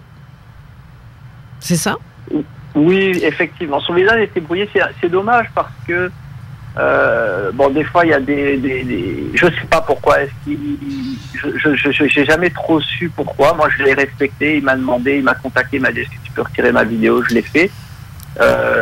C'est une des entrevues les plus intéressantes et fascinantes que j'ai lues parce que c'est une observation qui a été faite. Il était quand même jeune, il était adolescent. Même un peu plus jeune que ça, il avait 11 ans, mais il l'a fait, et c'est fascinant, parce qu'il l'a fait dans le parc Hochelaga. Ce parc-là est situé à 2 coins de rue, du coin de la rue Ontario et de la rue Saint-Germain. Et la rue Saint-Germain et Ontario, si tu te souviens, c'est là que Stéphane, il a vu, c'est là qu'il était, qu'il travaillait, qu'il y avait la police, et qu'ils ont vu l'OVNI. Donc je veux dire, ils étaient pratiquement au même endroit, au même moment, là. OK, mais justement... Oui. Donc c'est ça, eux ils étaient plusieurs, c'était des jeunes, je les ai rencontrés plusieurs fois. Et puis par la suite, il y a eu il m'a demandé de retirer, j'ai retiré la vidéo. Peut-être qu'il va me recontacter à un moment donné pour me demander de la remettre, mais moi tant que... Au moins ça prouve que quand un témoin veut quelque chose, je respecte son... Pourtant il m'avait donné son consentement, mais je retire la vidéo. Mais par contre, les gens, c'est parce qu'ils ont tellement peur. Eux le savent que c'est eux qui sont filmés. Ils pensent que tout le monde les reconnaisse, mais dans le fond, on ne voit pas le visage. Moi, personnellement, je n'ai même pas aucune idée de quoi il a l'air. Fait que peut-être qu'il avait peur ou qu'il a été reconnu par quelqu'un de son entourage. Puis souvent, c'est ça, hein. Mais il faut pas, justement, avoir peur de parler parce que vos noms, vous pouvez même donner un faux nom d'un faux témoignage ou parce que si des fois, il y en a qui vont dire, appelle-moi Roger au lieu de Pierre, mais ça aiderait peut-être aussi en modifiant le prénom. Mais nous, l'enquêteur saurait, lui, à ce moment-là, que c'est pas Roger, son nom, en réalité, là. Mais pour le public qui a peur de se faire reconnaître, ça peut être une solution, mais je sais pas si vous autres fonctionnez comme ça. Effectivement, mais en fait, j'ai même parlé déjà à quelqu'un, à un témoin qui l'a vu encore une fois dans le quartier Hochelaga, d'un balcon d'appartement, et elle m'a demandé de ne... En plus, elle voulait même pas que j'utilise son prénom. Il était même plus question de nom. C'était elle m'a dit utilise un autre prénom. Et puis c'est ce que j'ai fait. C'est ce que j'ai fait dans ma présentation, dans mes présentations que j'ai faites sur le sujet. J'ai jamais utilisé son vrai prénom. Okay. L'idée, c'est qu'il y a tellement de gens qui ont été témoins de cet événement que c'est important. Et puis c'est pour ça qu'on parle de phénomène ovni, parce que c'est anormal qu'autant de personnes aient vu ce phénomène et que si peu de monde se sont manifestés pour en parler. C'est ça que je trouve étrange. Parce que je me demande si les gens croyaient ce qu'ils voyaient eux-mêmes. Tu sais, ils ont dû se dire, ça doit être ça, une aurore boréale, puis on la voit. Mais au-dessus de Montréal, une aurore boréale, tu sais, on s'entend que c'est pas nécessairement, c'est tellement éclairé, la ville est tellement éclairée qu'on voit pas très bien les aurores boréales. À ce moment-là, en plus. Façon, je pense que les gens qui ont été témoins du phénomène, il n'y en a pas un seul qui a dit que c'était une aurore boréale. Les seules personnes qui ont avancé l'hypothèse d'une aurore boréale, c'est celles qui ne l'ont pas vue. C'est celles qui ont observé. Non, mais c'est vrai. Mais c'est ça. C'est ceux qui ont vu la photo. C'est des gens, des astronomes chevronnés ou des météorologues pour Environnement Canada qui ont avancé des hypothèses sans avoir rien vu, d'autant plus que les conditions n'étaient pas réunies pour les aurores boréales. Alors, c'était pas très crédible. On dit que des fois, les témoins sont pas crédibles, mais là, on avait des spécialistes de l'environnement, de la météo, qui avancent des choses sur Moi, ça me fait dire maintenant que, justement, ces genres de spécialistes-là, ils viennent baisser d'une coche dans mon estime parce que je vois qu'ils connaissent pas ça pantoute, là. Puis bon... J'en ai même, il y en a plusieurs, et il y en a un très célèbre là, qui avait, durant une entrevue avec Claire Lamarche, qui avait dit publiquement que c'était pas ça. Et puis, moi, je l'ai contacté au début de l'enquête, et puis il a refusé de me rencontrer, évidemment, mais j'ai quand même insisté un peu. Et puis, finalement, il a quand même dit, parce que je lui ai dit, est-ce qu'aujourd'hui, pratiquement 30 ans plus tard, est-ce que vous maintenez votre affirmation, ce que vous aviez dit à l'époque? Et devant mon insistance, il m'a répondu en me disant que finalement, il ne rapportait que ce qui lui avait été dit, qu'il n'avait pas été témoin et que c'était des suppositions. Donc en gros, selon moi, ça valait pas grand-chose, là, ce qu'il disait là. Mais notre témoin tantôt, Stéphane Claude, il a expliqué que ça a été vu au-dessus de Longue Pointe, et j'ai un autre enquêteur qui s'appelle Raymond Choquette, que je salue en ce moment, parce qu'il nous écoute en ce moment d'ailleurs. Lui, il confirme, Raymond aussi, que ça a été vu sur Longue Pointe. Il a parlé à des soldats sur place, parce qu'il y a des personnes, d'autres témoins qui disent avoir vu l'engin au-dessus de Longue Pointe. Mais toi, est-ce que d'autres témoins te disent avoir vu l'engin au-dessus de ça aussi? Pratiquement toutes les personnes à qui j'ai parlé et qui n'étaient pas à l'hôtel Bonaventure disent la même chose. Regarde donc. Juste avec ça, c'est que après ça, parce qu'il y a eu l'aurore boréale, et bon, je pense que tu dois savoir, il y a eu toute une autre théorie sur un phénomène de piliers de lumière. Et puis, juste à cause de ça, ça tient pas la route, parce que les piliers de lumière, ça se déplace pas. Non. Non, c'est parce que j'ai même vu dans un rapport, ça m'a fait bien rire, là, qu'il y avait une auto dans une côte qui était sur le parc puis qui éclairait. Ça a été sorti par des scientifiques et des supposés spécialistes. Mais c'est parce que ces gens-là, ils ont quand même l'esprit très fermé par rapport à des phénomènes inexplicables. Donc, il faut une explication rationnelle, selon eux, et explicable. Donc, ils vont dire n'importe quoi tant que c'est pas quelque chose d'inexplicable ou même un ovni ou un phénomène. Ils pourront jamais affirmer ce genre de choses, ne serait-ce que pour leur crédibilité à eux dans leur domaine, ce qui est un peu dommage. En tout cas, moi, je viens de voir que comment est-ce qu'il s'appelle? Chastanet, qui comme... Lui, c'est ça, Pierre, c'est lui dont je parlais tout à l'heure. Ben oui. Lui, il disait que c'était des réflexions lumineuses du mythe de la gauchetière. Bon, on sait tous que c'était pas ça, mais il a quand même dit en ondes sur des heures de grande écoute, et bien, monsieur et madame, tout le monde qui écoute ça, venant de ce spécialiste-là, ils ont pris pour acquis qu'il n'y avait pas d'ovni, fin de l'histoire, et puis on passe à autre chose. Mais monsieur Chastanet, maintenant, aujourd'hui, je vous dirais, mettez ça dans vos dents, parce que, justement, il y a trop de témoignages qui sortent là, récemment, et qui ne se parlent même pas, se connaissent même pas, et qui confirment, comme tu viens de me confirmer, ça confirme exactement le même phénomène, ils ont le même discours, si on veut, à quelque part. Ça, c'est une preuve vraiment... moi, j'appelle c'est meilleur autant qu'une preuve, parce que les photos, anyway, je suis certaine qu'il n'y a pas beaucoup de personnes qui ont pris des photos, parce que quand tu regardes ça, des fois, tu n'as pas le réflexe de prendre des photos, à part d'être un photographe, justement, de métier, ça c'est un automatisme. Il y a des fois où tu y penses pas, là. Oh, non. Seigneur. Et puis les photos, là, parce que moi, j'ai aimé dans le témoignage de Stéphane qui parle justement là de cette personne qui prenait des photos et qui s'est fait saisir apparemment. Ces photos, j'ai aussi aimé le fait qu'ils disent qu'il peut pas vérifier ça, là, il se base sur les dires de cette personne.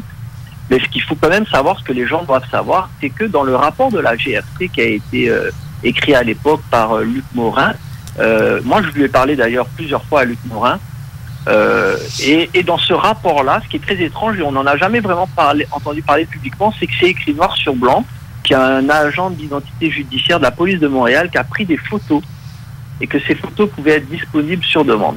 Alors évidemment, ce que j'ai fait, moi j'ai demandé à avoir ces photos, et j'ai d'abord contacté la police de Montréal et je me suis fait dire par le chef de section des archives de la police de Montréal qu'il n'avait pas été en mesure de retracer les documents.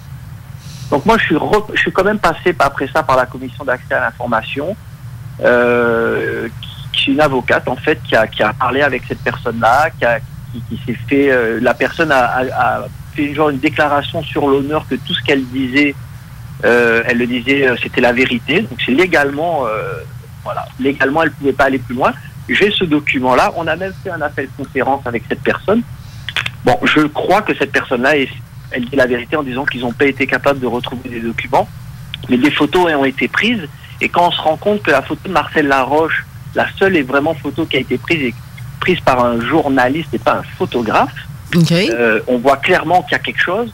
Je me dis que si un photographe, un spécialiste est venu prendre des photos ce soir-là, et puis on le voit dans le rapport à 9h et qu'on voyait encore, comment ça se fait que les photos sont plus disponibles, ça tient pas la route. Ça tient juste pas la route. Non. Donc elles existent, photos, et moi je suis convaincu qu'elles existent quelque part. On veut juste pas les rendre publiques, on veut juste pas les montrer là. Et ça fait longtemps qu'elles ont été enlevées, mais elles existent. Et si elles existent, et si ces photos-là avaient réellement montré, moi je sais pas moi, une aurore boréale ou un phénomène de piliers lumineux, et qu'elles étaient la preuve irréfutable que c'était un phénomène naturel, la première chose que la police ou les autorités auraient faite, c'est de les prendre et de s'en servir comme preuve pour démonter le côté ovni ou de la chose. Donc, et ça n'a jamais été fait. Juste que les photos sont plus disponibles. Justement, je comprends juste pas ceux qui ont des photos, ceux qui en ont. Ne les rendez pas publics sur vos pages comme ça, parce que vous pouvez les faire chopper ou peu importe, là. Allez donc voir, justement, Philippe Emmanuel. Envoyez-lui à lui par courriel, vraiment à l'interne, pour pas la rendre publique pour tout de suite. Ça aiderait énormément. Pour un dossier, ça aiderait énormément pour la crédibilité du dossier. Moi, je vous invite d'ailleurs à rendre à vous pas dénoncer parce que c'est pas le mot. C'est dénoncer, c'est comme je suis pas un voleur là. Non, mais j'invite les gens à parler de ça, qui craignent pas justement le ridicule parce que il y a un respect dans tout ça. Et je parle pour l'intimité, pas l'intimité, le nom. On respecte tout ça, ces affaires-là. Mais toi, est-ce que tu habitais à Montréal à cette époque-là? Non, pas du tout. Moi, j'habitais en 90, j'habitais sur l'île de la Guadeloupe. OK. Oh, en Guadeloupe. Qu'est-ce que tu fais? T'es perdu? Je suis quelqu'un des îles des Antilles et je suis venu ici étudier, faire mes études à l'université et je suis resté. OK. Donc, t'adores le Québec? J'adore le Québec, effectivement. C'est non bien le fun, ça. Mais moi, c'est sûr, si je irais aux Antilles, peut-être bien je ferais pareil. Je resterais là-bas, surtout l'hiver. Puis, oui, tout à fait. Puis là, j'ai même mon frère jumeau, Anthony, qui est en Guadeloupe là, en ce moment et qui nous écoute à la radio. Alors, bonjour, Anthony. J'aurais une autre question à te poser pour ce qui est de... Tu sais, comme d'autres... S'il y a d'autres témoins qui veulent se manifester, est-ce que tu as un endroit, est-ce que tu préférerais, parce que tantôt, j'ai dit, on peut m'écrire à moi, puis on s'organisera, je te les enverrai à toi, là, directement. Mais est-ce qu'il y a un lieu où ils peuvent envoyer leur témoignage ou pour rentrer en contact avec toi? De quelle façon on s'y prend? Le plus facile pour entrer avec moi, là, moi, je suis prêt à donner mon adresse email, où je peux te le donner à toi, puis si quelqu'un te contacte, tu lui donnes. Mais on peut me contacter par email facilement, là. OK. Je peux le donner en ondes. Oui, vas-y. Plus tard. Vas-y. Alors, je vais y aller. Alors, c'est P pour Philippe, point E pour Emmanuel, point fort, c'est F comme France, AURE, @gmail.com. Parfait. OK. Et donc là, j'invite n'importe quelle personne qui a été témoin ou qui connaît quelqu'un qui a été témoin ou qui a de l'information, ne pas hésiter à me contacter. C'est fait en toute confidentialité. Et puis même si cette personne veut juste en parler et que ce soit jamais rendu public ou partagé, je le ferai pas jamais sans consentement, mais au moins pour amener des nouveaux éléments. Parce que c'est dommage que cette histoire-là prenne pas plus d'ampleur, parce que c'est juste incroyable comme histoire. En effet, parce que c'est vraiment énorme ce truc-là, et je sais que tu respectes l'anonymat. Parce que de toute façon, le MUFON fait un excellent travail. Parce que Marc Saint-Germain, je connais très bien Marc. Mon ami Marc, justement, je le vois aller. Je sais de quelle façon ça peut être assez strict, vos méthodes de travail, vos méthodes d'enquête. J'ai même pas aucun doute là-dessus de comment vous fonctionnez. Fait que, justement. Mais, tu sais, tantôt, on parlait de la Longue Pointe. Qu'est-ce que tu as fait, toi? Est-ce que tu t'es rendu à cet endroit-là? À qui t'as parlé en tout, qui n'est pas des témoins, là? Ah, OK, qui ne sont pas des témoins. J'ai parlé avec l'enquêteur, comme je disais, avec l'enquêteur Luc Morin, et qui, lui, après plusieurs années, donc après pratiquement 30 ans, moi, je lui ai parlé au téléphone et il me l'a dit, il me dit, parce que je lui ai demandé, selon vous, qu'est-ce que... J'ai dit off-record, admettons qu'on se parle, puis il a dit, vous pouvez le partager, il s'en est pas caché. Il est certain, il me dit, je suis certain aujourd'hui que ce que j'ai vu n'était pas un phénomène naturel, et c'est certain, et il me dit, c'était quelque chose qui n'était pas de ce monde, pas de notre monde à nous. Il en est convaincu, il en est certain, donc là, ça, je trouve ça fascinant. Après ça, j'ai parlé à deux personnes. La première, il y a eu... Pour les auditeurs, il y a un rapport qui a été sorti en 1992 qui a été appelé le rapport Hans Guénet. Oui. Alors Bernard Guénet, c'est un ufologue québécois qui a été un peu témoin du phénomène et qui a enquêté très très sérieusement. En fait, c'est le premier à avoir enquêté sur la place Bonaventure, et il a fait un travail colossal. Il a rencontré des témoins, il a recueilli de l'information plus que n'importe quel autre ufologue qui à l'époque et même aujourd'hui qui a travaillé sur ça. Il a pris toutes ces données-là et il a contacté ce fameux Richard Rhine qui travaillait pour la NASA, okay. Un scientifique et aussi un ufologue, et qui lui a parlé de l'enquête. Et pendant 1 an et demi, il a récolté de l'information, il lui a donné notamment la fameuse photo de Marcel Laroche, et Richard Heinz l'a fait analyser par des collègues à lui, à la NASA, dans leur labo photo, enfin bon. Et ils en sont arrivés à la conclusion, avec un rapport à peu près de 25 pages, qu'il y avait un objet physique dans le ciel de Montréal, et que cet objet avait été estimé de mémoire, je pense, à 540 mètres de diamètre. 540 mètres. C'est combien un terrain de football, ça? C'est ça, c'est énorme, c'est considérable. Hein, mais, et puis, il a été attaqué un peu par la suite par d'autres personnes, par des comment on les appelle, des sceptiques, par des groupes de sceptiques, mais oui, en disant que ça avait été surévalué. Moi, je lui ai parlé à Richard Heinz plusieurs fois, on a parlé au téléphone, par email, et quand je lui ai fait part de ces critiques-là, de gens qui disaient que ça avait été surestimé, lui, il a même fini par me dire, il dit, écoute, il me dit possiblement, alors admettons que ce soit possible qu'on ait surestimé la taille. La question, c'est pas de savoir si on a surestimé la taille. La question, c'était qu'il y avait réellement quelque chose dans le ciel. Ben exactement. Et que c'était solide et c'était physique. Et en discutant avec moi, il m'a dit, je suis certain que ça n'a pas été surestimé, mais sous-estimé. Et moi, j'ai parlé avec des témoins, dont un qui s'appelle Farid. Merci Patrick, un des témoins qui m'a mis en contact avec lui, qui était aussi un serveur à la place Bonaventure à l'hôtel. Et lui m'a dit, il dit, je suis certain que ça faisait au moins 1 kilomètre de diamètre. Garde. Et puis, quand on parle d'estimation, c'est là que c'est très dur. Parce que quand on estimait un objet, la taille d'un objet, c'est très difficile à une grande distance. Parce que là, quand on estime une voiture ou quelque chose qui est proche de l'être humain, c'est facile avec nos points de repère. Mais à distance, c'est compliqué. Il faut faire très attention quand les témoins nous donnent des estimations, parce que si on n'a pas la distance qu'on a par rapport à l'objet, c'est ça, et qu'on n'a pas la taille apparente de l'objet, c'est impossible. Ben non, c'est ça. La taille réelle de l'objet. C'est comme je disais tantôt avec Stéphane, s'il était à 5000 pieds dans les airs, on peut pas. Ça donne une bonne idée, un avion qui est à 5000 pieds à peu près, mais si on voit qu'une. Oui? C'est parce que si on sait que la taille réelle d'un objet, on peut l'estimer. S'il sait, mettons, qu'il est à 5000 mètres de l'objet, ça lui prend la taille apparente de l'objet. Donc la taille apparente, c'est de savoir selon son point de vue à lui, à bras tendu. Là. Donc un témoin, en général, il n'a pas de règle dans les mains. Là, il va prendre son pouce et à bras tendu avec son pouce, il va estimer la taille de l'objet. Et avec cette taille estimée de l'objet et la distance qu'on a de l'objet, là, on peut arriver à une taille. Exactement. Une taille réelle, et ce sera une taille réelle plus ou moins juste. Mais si on fait l'exercice dans le réel, mettons, si moi je regarde le stade olympique de chez moi, si je vois la tour, mettons, je prends une règle à bout de bras et que je mesure le sommet de la tour, en millimètres, que je ramène ça en mètres et que je sais sur Google Maps que je suis, je sais pas, à 3 km ou à 3000 mètres de la tour, là, avec ça et un facteur, c'est exactement la bonne méthode à faire. Un facteur de 0,68, on arrive à la taille réelle de la tour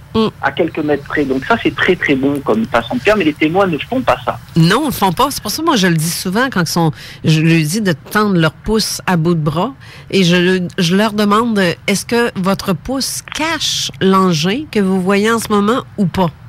Ça fait que ça me donne une idée si c'est plus petit ou plus grand. Là. C'est la méthode à faire d'ailleurs. Mais c'est vrai qu'une règle, on ne traîne pas toutes des règles dans nos poches, mais le pouce, ça a une bonne idée avec en centimètres. C'est excellent. C'est vraiment la meilleure méthode à faire. Est-ce que tu as rencontré aussi des gens de l'armée? Non, je sais pas. J'ai parlé avec des gens de l'armée. Okay. J'ai parlé avec des gens de l'armée parce que j'ai des témoins qui m'ont parlé d'avions de chasse. Il y a des ufologues qui sont passés à la télé pour dire qu'il y avait des avions de chasse. Oui. Et bon, donc là, je me suis dit, s'il y avait des avions de chasse, moi, je veux savoir. Donc, j'ai pris contact avec l'armée. Ça a été compliqué parce que, en fait, je suis passé par les forces armées, je suis passé par l'OTAN, j'ai cogné à plein de portes. Et puis, à un moment donné, j'ai fait aussi une demande d'accès à l'information. J'ai dû fatiguer assez de monde pour que je me fasse appeler par quelqu'un de l'armée. Par la défense canadienne pour me demander pourquoi je voulais avoir ces informations-là. Ah, ils t'ont appelé, ils t'ont contacté? Oui. C'est parce que là, je remplissais des documents, parce que j'appelais, parce que j'ai même des emails avec un gars là de, comment ça s'appelle, je me souviens plus de la, je sais plus c'est quel avec North Bay, avec la base. North Bay, oui, la base à North Bay. Exactement. Puis là, à un moment donné, j'ai commencé à me piquer un peu avec le type parce que là, il me dit, nous, on prend pas en considération les ovnis, c'est pas ça notre mandat. Notre mandat, c'est protéger le ciel nord-américain. Mais je dis, ben, si un ovni dans ton ciel, c'est pas un problème de sécurité, c'est un problème là. Oui, exactement. Il a pas trop aimé ça, mais bon, après ça, j'ai parlé avec un adjudant de la base de Bagotville. Qui m'a dit, qui m'a, en fait, je lui ai parlé en lui disant qu'on donnait pas suite à mes appels et que c'était inadmissible, et je me suis fait rappeler par un capitaine qui lui me dit qu'après 10 ans il garde pas les archives, mais s'il y a des avions qui ont décollé ce soir-là, il y a encore des traces. Et c'est là que j'ai fait une demande d'accès à l'information, et c'est là que j'ai un capitaine de la défense canadienne qui m'a appelé et qui m'a dit j'ai pas ce genre d'informations, et tout de suite il me retransfère aux archives d'Ottawa à qui j'avais déjà parlé. Donc en gros on m'envoie dans toutes sortes de directions pour pas que j'ai la réponse. C'est comme l'asile dans Astérix et dans la tour des fous là, parce qu'on envoie ici, ça te prend formulaire 1 ici et là. Ouais, c'est ça. En fait il décourage. Puis de toute façon rendu là je me suis arrêté parce que bon ça prend du temps que j'avais pas nécessairement. Mais j'ai compris que j'aurais pas nécessairement les réponses à ces questions-là. Donc c'est vraiment mon seul contact avec l'armée pour savoir s'il y avait des avions ce soir-là qui avaient sillonné le ciel. Bon, moi c'est drôle parce qu'hier j'étais dans un parc à Montréal, dans le parc Frédéric Bach avec des enfants, et j'ai vu 2 passages d'avions de chasse de l'armée. Ben il y en a beaucoup à cause du G7, hein. C'est vrai. C'est ça, bon point. Un avion de chasse qui passe dans le ciel là. On peut pas se tromper entre un avion de chasse et un avion de ligne. C'est comme si j'avais une Harley à côté de moi et un Honda.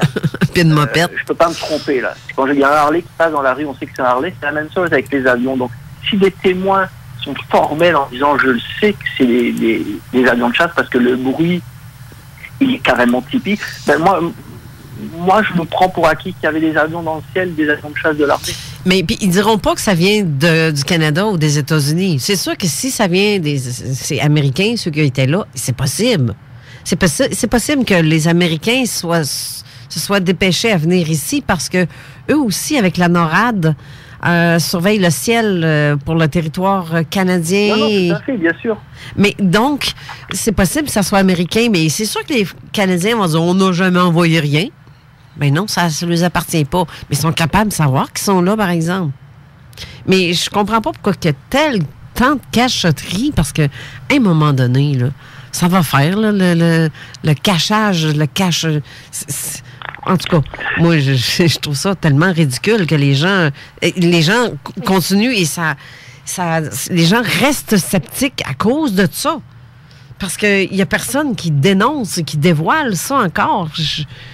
Il y a ça, puis il y a tout le phénomène, quand quelqu'un, juste l'exemple de Stéphane tout à l'heure, de se faire ridiculiser ou de se faire dire qu'il veut la gloire, ça n'encourage pas les gens à parler, ça, au contraire. Non. Parce que personne ne veut se faire passer pour un coup, personne ne veut se faire ridiculiser. Ben non. Hein, on n'a pas envie de ça dans nos vies. Donc on va garder ça pour nous. Et j'appelle pas ça de la gloire, moi, là. Non, c'est ça qu'il faut, c'est ça qui est... Les gens n'ont rien à gagner en donnant leurs observations, en disant ce qu'ils ont vu. Ils le font parce qu'ils veulent essayer de comprendre. Il y a personne qui fait ça pour avoir de la gloire. Et en général,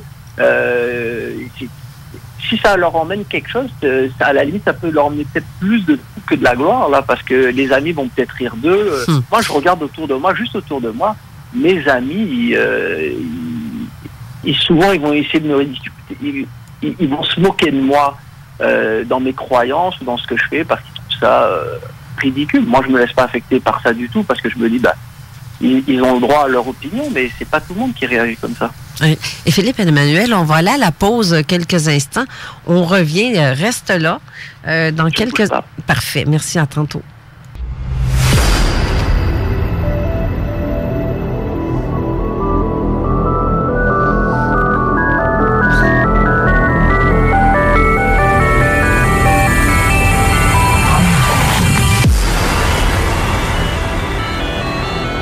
On est de retour avec Philippe Emmanuel Faure, enquêteur pour MUFON Québec.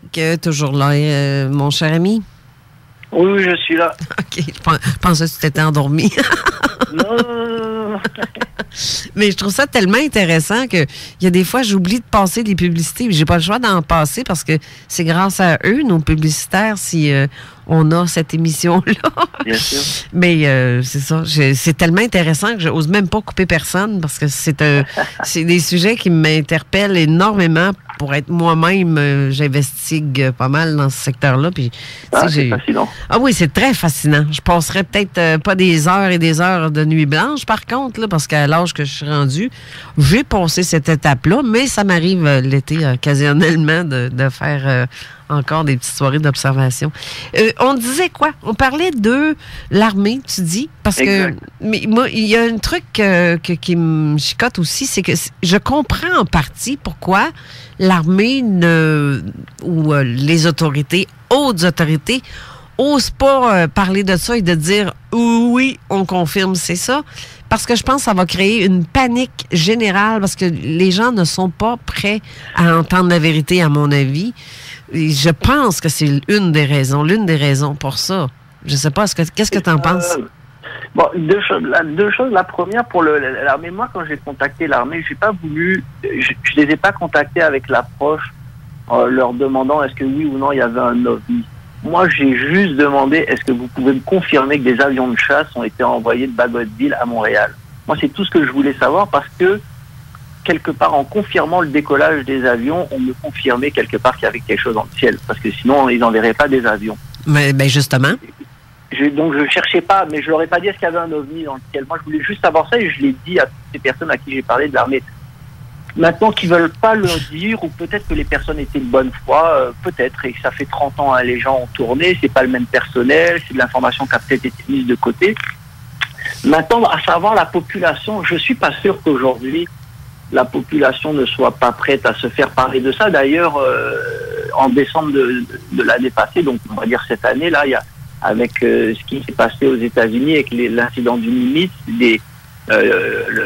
c'est des incidents d'OVNI qui vont dans les journaux, dans comment on appelle ça, les médias grand public.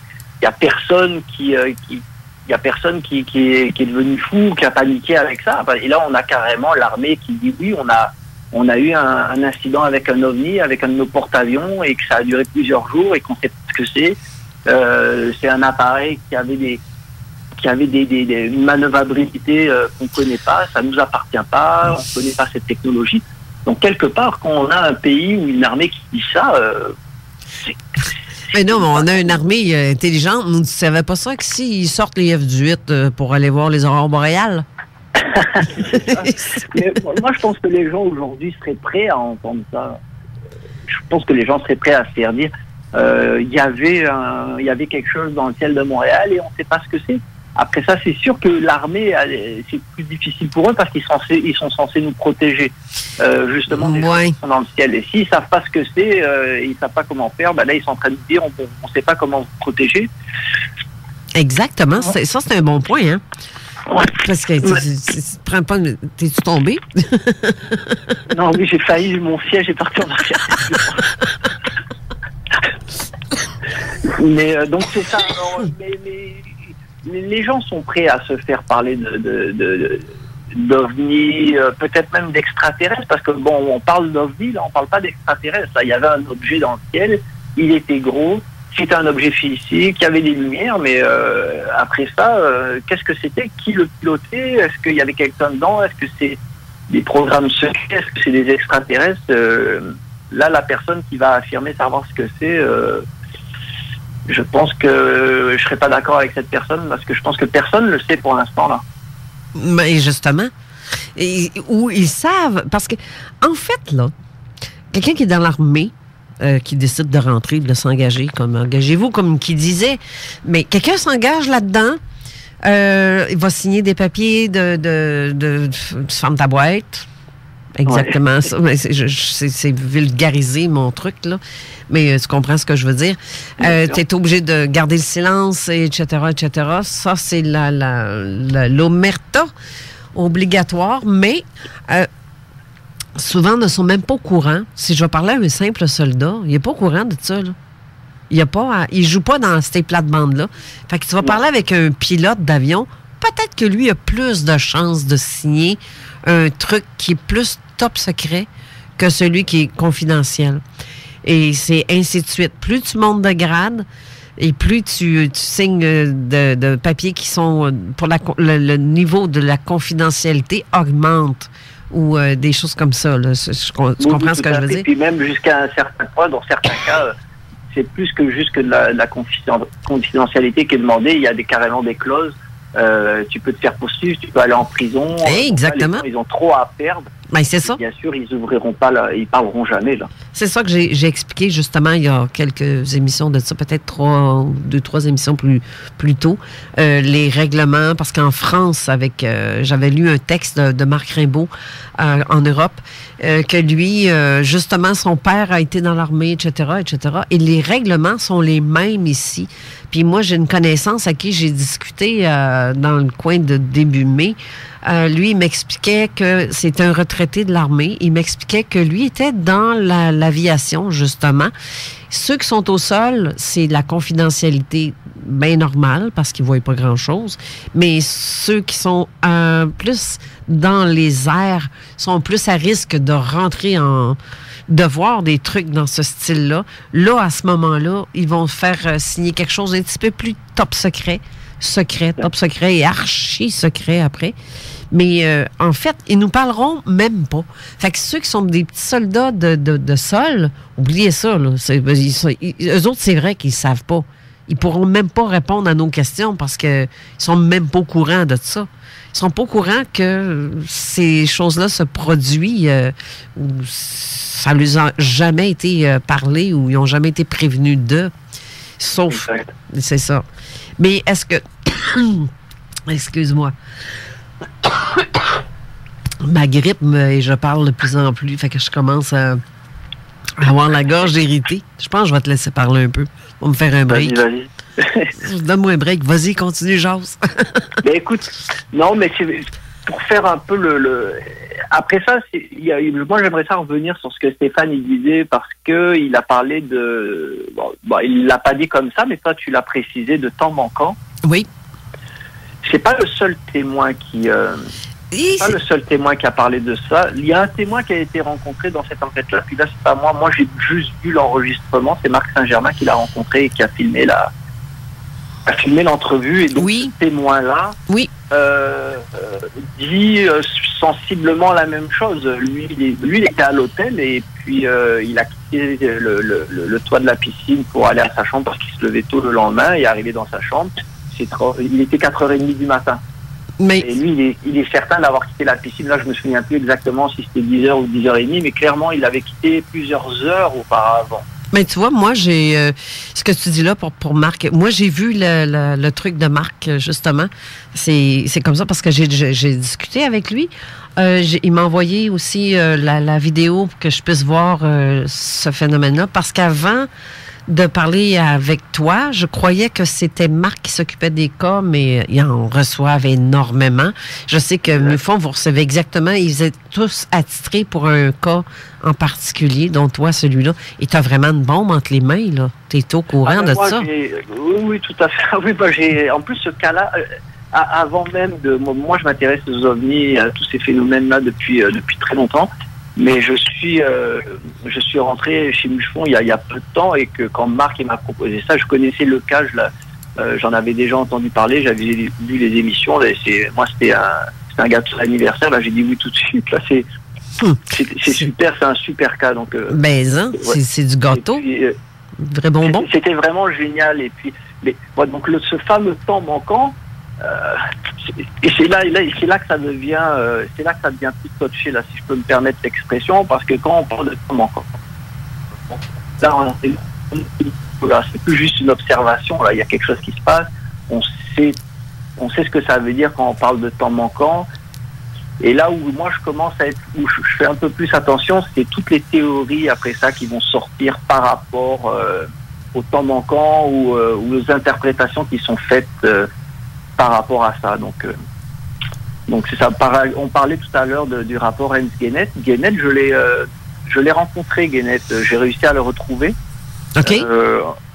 En fait, c'est pas moi qui ai réussi à le trouver, c'est un ami à moi qui est aussi passionné que moi que de l'ufologie. Et puis bon, il est allé cogner à la porte de chez Guénette à un moment donné, il a retrouvé sa maison, c'est enfin un vrai truc de film d'espion. Et donc j'ai réussi à le rencontrer, à parler avec lui. Et Bernard Guénette est quelqu'un d'extrêmement discret. On le retrouve plus sur la scène publique. Il m'a dit beaucoup de choses que j'oserais pas dire en ondes parce que bon, je veux attaquer personne. Mais ce qu'il lui m'a dit, son interprétation, et je peux le citer parce que je l'ai écrit dans le journal du Mufron à un moment donné. Mais c'est quoi? Excuse-moi? C'est quoi? Lâche-toi donc lousse. T'es pas obligé de nommer des noms, mais des prénoms, ça irait. Moi, je vais essayer de deviner c'est qui après. Je vais peut-être me faire plaisir à la fin. OK. Mais, donc c'est ça. Et Bernard, il me dit son interprétation qu'il a. Et ça, c'est par rapport à tout ce qu'il connaît, où il enquête. Il me dit, selon lui, l'OVNI de la place Bonaventure, c'est un enlèvement de masse. Un enlèvement extraterrestre de masse. Donc ils viennent, ils ont enlevé plusieurs personnes à Montréal, et puis ils les ont mis en place, et puis ils sont partis. Moi, il me l'a dit à moi. Il m'a permis de diffuser ce qu'il pensait. Mais moi, en tant qu'enquêteur, mettons si je parle en tant qu'enquêteur, jamais, je dirais que l'OVNI de Montréal, c'est un enlèvement de masse extraterrestre. Parce que là, il n'y a aucune preuve. Mufon, c'est l'organisme. Il n'y a aucune preuve scientifique pour avancer ça. Après ça, il y a des croyances. Parce que Philippe Emmanuel pense que ça pourrait être le cas, et ça, c'est autre chose. Mais moi, là, je deviens assez sensible à ça parce que moi, j'ai une personne qui m'a dit quelque chose moi, j'ai un témoin qui me dit qu'il a été dans le vaisseau, qu'il y avait plein de gens, des gens qui étaient figés, d'autres qui étaient... Bon, je l'ai entendu et puis je l'ai pris en considération, mais là, on rentre dans un domaine qui je pense qu'il faut aller au domaine de la psychologie humaine et c'est pas mon ressort, c'est pas mon domaine, donc... je préfère pas me prononcer sur ça. Je sais qu'il y a des gens qui ont été des abductions, comme on dit en anglais. Je sais que c'est un phénomène qui a été regardé et je sais que c'est un phénomène qui existe, ou en tout cas les gens qui disent avoir été enlevés sont certains de ce qu'ils disent. Mais de là à avancer que c'était un enlèvement de masse, là, moi, je dirais jamais ça. Non, mais c'est quand même possible. Pareil. C'est possible. C'est tout à fait possible. Donc c'est ça, mais on peut pas dire que... Personne peut dire avec certitude ce qu'il y avait dans le ciel de Montréal. On a tous nos croyances. Ce qu'on sait, c'est qu'il y avait un OVNI. Et ce qu'on est pas mal certain aujourd'hui, en tout cas moi j'en suis convaincu, et ça je peux le dire en tant qu'enquêteur, c'est que c'était pas une aurore boréale, c'était pas des réflexions lumineuses de la gauchetière, et c'était pas des piliers lumineux. Parce que ça, j'ai assez enquêté pour savoir que techniquement, c'était impossible. Non, justement. Là, il nous reste seulement que 5 minutes à l'émission. Ça passe vite, hein? Ouais. Fait que si t'as de quoi à dire, là, puis que tu veux... Lâche-toi lousse. Ce que j'ai à dire, c'est... Ce qui est un peu dommage, c'est qu'il y a toutes sortes de choses. Il y a des émissions qui ont été... Moi, j'ai parlé à des ufologues qui ont travaillé sur ça, qui sont passés à Tout le monde en parle, à un autre qui avait son émission. Mm-hmm. Et j'ai été extrêmement déçu parce que dans les deux cas, je me suis dit que c'était deux clowns. Parce que je me suis fait mentir à tour de bras, je me suis fait raconter n'importe quoi, et c'est des choses que j'ai validées par la suite. Okay. C'est dommage parce qu'après ça, le grand public souvent vont se baser sur des gens comme ça. Moi, personne ne me connaît. Là, je suis un nobody. Moi, je fais ça dans l'ombre et de toute façon, j'aime ça comme ça. Moi, ce que je veux, c'est la recherche de la vérité. La seule raison pour laquelle je suis là-dedans et que ça me passionne autant, c'est la recherche de la vérité, ni plus ni moins. Et quand il y a des gens qui ont apparemment un autre agenda, ça me fatigue parce que ça vient faire mal à tout ce qu'on essaye de faire là, parce que la plupart des gens qui sont dans ce domaine-là, ils le font vraiment pour la même raison que moi. Là, on veut des réponses. Le gouvernement, l'armée ont une partie des réponses. On pourrait nous aider juste en confirmant, ils le font pas, et c'est très très très frustrant. Alors quand on voit des gens qui se disent ufologues ou qui se disent intéressés à ces phénomènes-là et qui font tout pour le discréditer. Et puis, ce que Stéphane nous a raconté tout à l'heure, c'en est une belle preuve. Ben, justement, c'est ça qui me... Il y a des enquêteurs qui ont changé leur version, leur fusil d'épaule. Je trouve ça très dommage et déplorable. Mais c'est parce qu'ils ont comme peut-être pas eu la brillante idée d'écouter ou de ramasser tous les autres témoignages que là, ce que toi t'as, là.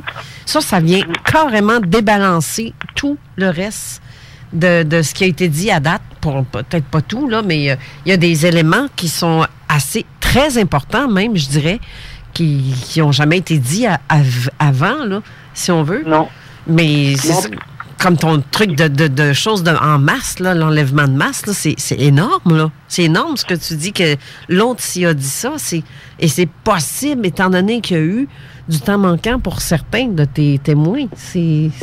Ça correspond. Mais l'autre raison pour laquelle, puis ça c'est ma façon à moi de voir les choses, et puis bon, elle n'est pas partagée par tout le monde, c'est très correct comme ça, mais justement parce que c'est encore quelque chose de très sensible de parler d'OVNI, justement parce que les gens ne veulent pas ont peur du ridicule de témoigner. Je veux surtout pas commencer à parler d'enlèvement de masse, parce que moi je trouve que personnellement de parler de ça comme ça, trop ouvertement ou dans une conférence ou publiquement, je trouve que ça peut justement discréditer un peu l'effort qu'on essaye de faire pour dire que quand on parle d'OVNI, c'est sérieux. Et quand on commence à parler d'enlèvement de masse, si on n'a rien de solide pour parler de ça, et pour prouver, je pense qu'il n'y a rien de vraiment de solide, mais là facilement on donne des munitions à tous nos détracteurs pour dire mais regardez comme il n'est pas sérieux, Philippe Emmanuel, là il nous est en train de parler d'enlèvement de masse à Montréal. Vous voulez vraiment écouter ce qu'il dit, et c'est pour ça que moi je préfère toujours y aller avec des choses sûres. Des choses sûres, c'est que c'était pas un phénomène naturel, c'était pas des lumières. Une chose sûre, c'est qu'il y avait un ovni dans le ciel. Après ça, je préfère m'arrêter là, et mes croyances personnelles, j'essaie de les garder pour moi. Après ça, je vais en discuter avec toi en privé ou avec Marc, peu importe, mais je veux pas trop m'étendre parce qu'à un moment donné, quelqu'un va se servir de ça pour me discréditer. C'est un fait. Puis je dis pas que j'ai tort ou raison, mais je préfère ne pas donner de munitions à mes détracteurs. Ouais. Mais c'est un fait, mais par contre, quand tu as plusieurs témoignages qui confirment quelque chose, ça peut avoir une petite tendance à... Moi, je vais écouter ce que tu as à dire, mais c'est vrai qu'on peut pas lancer ça sans... C'est pas une preuve physique. Donc, scientifiquement, non, ça serait jamais... Exact. Maintenant, témoin, quand il parle, j'ai quand même...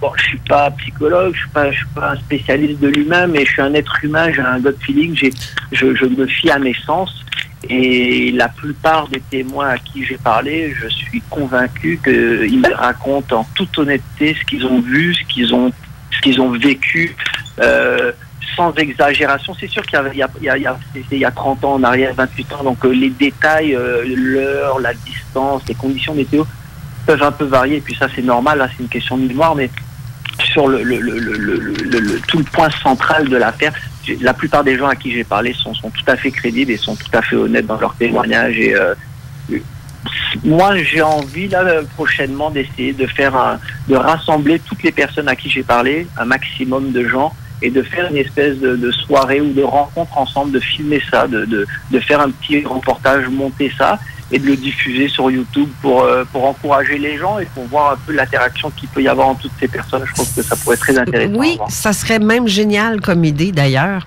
Là, l'émission se termine avant qu'on se fasse mettre à la porte du studio. Ben moi, j'aimerais ça même te revoir à un moment donné. Je sais que je me suis gâtée, je me gâte cette année, c'est d'ailleurs pour l'émission, mais je vais recevoir Marc justement dans ma première émission en septembre. Marc Saint-Germain va être avec nous, on va jaser, mais je te réinvite pour après, pour la saison, je te dirais pour l'automne prochain, ça serait intéressant.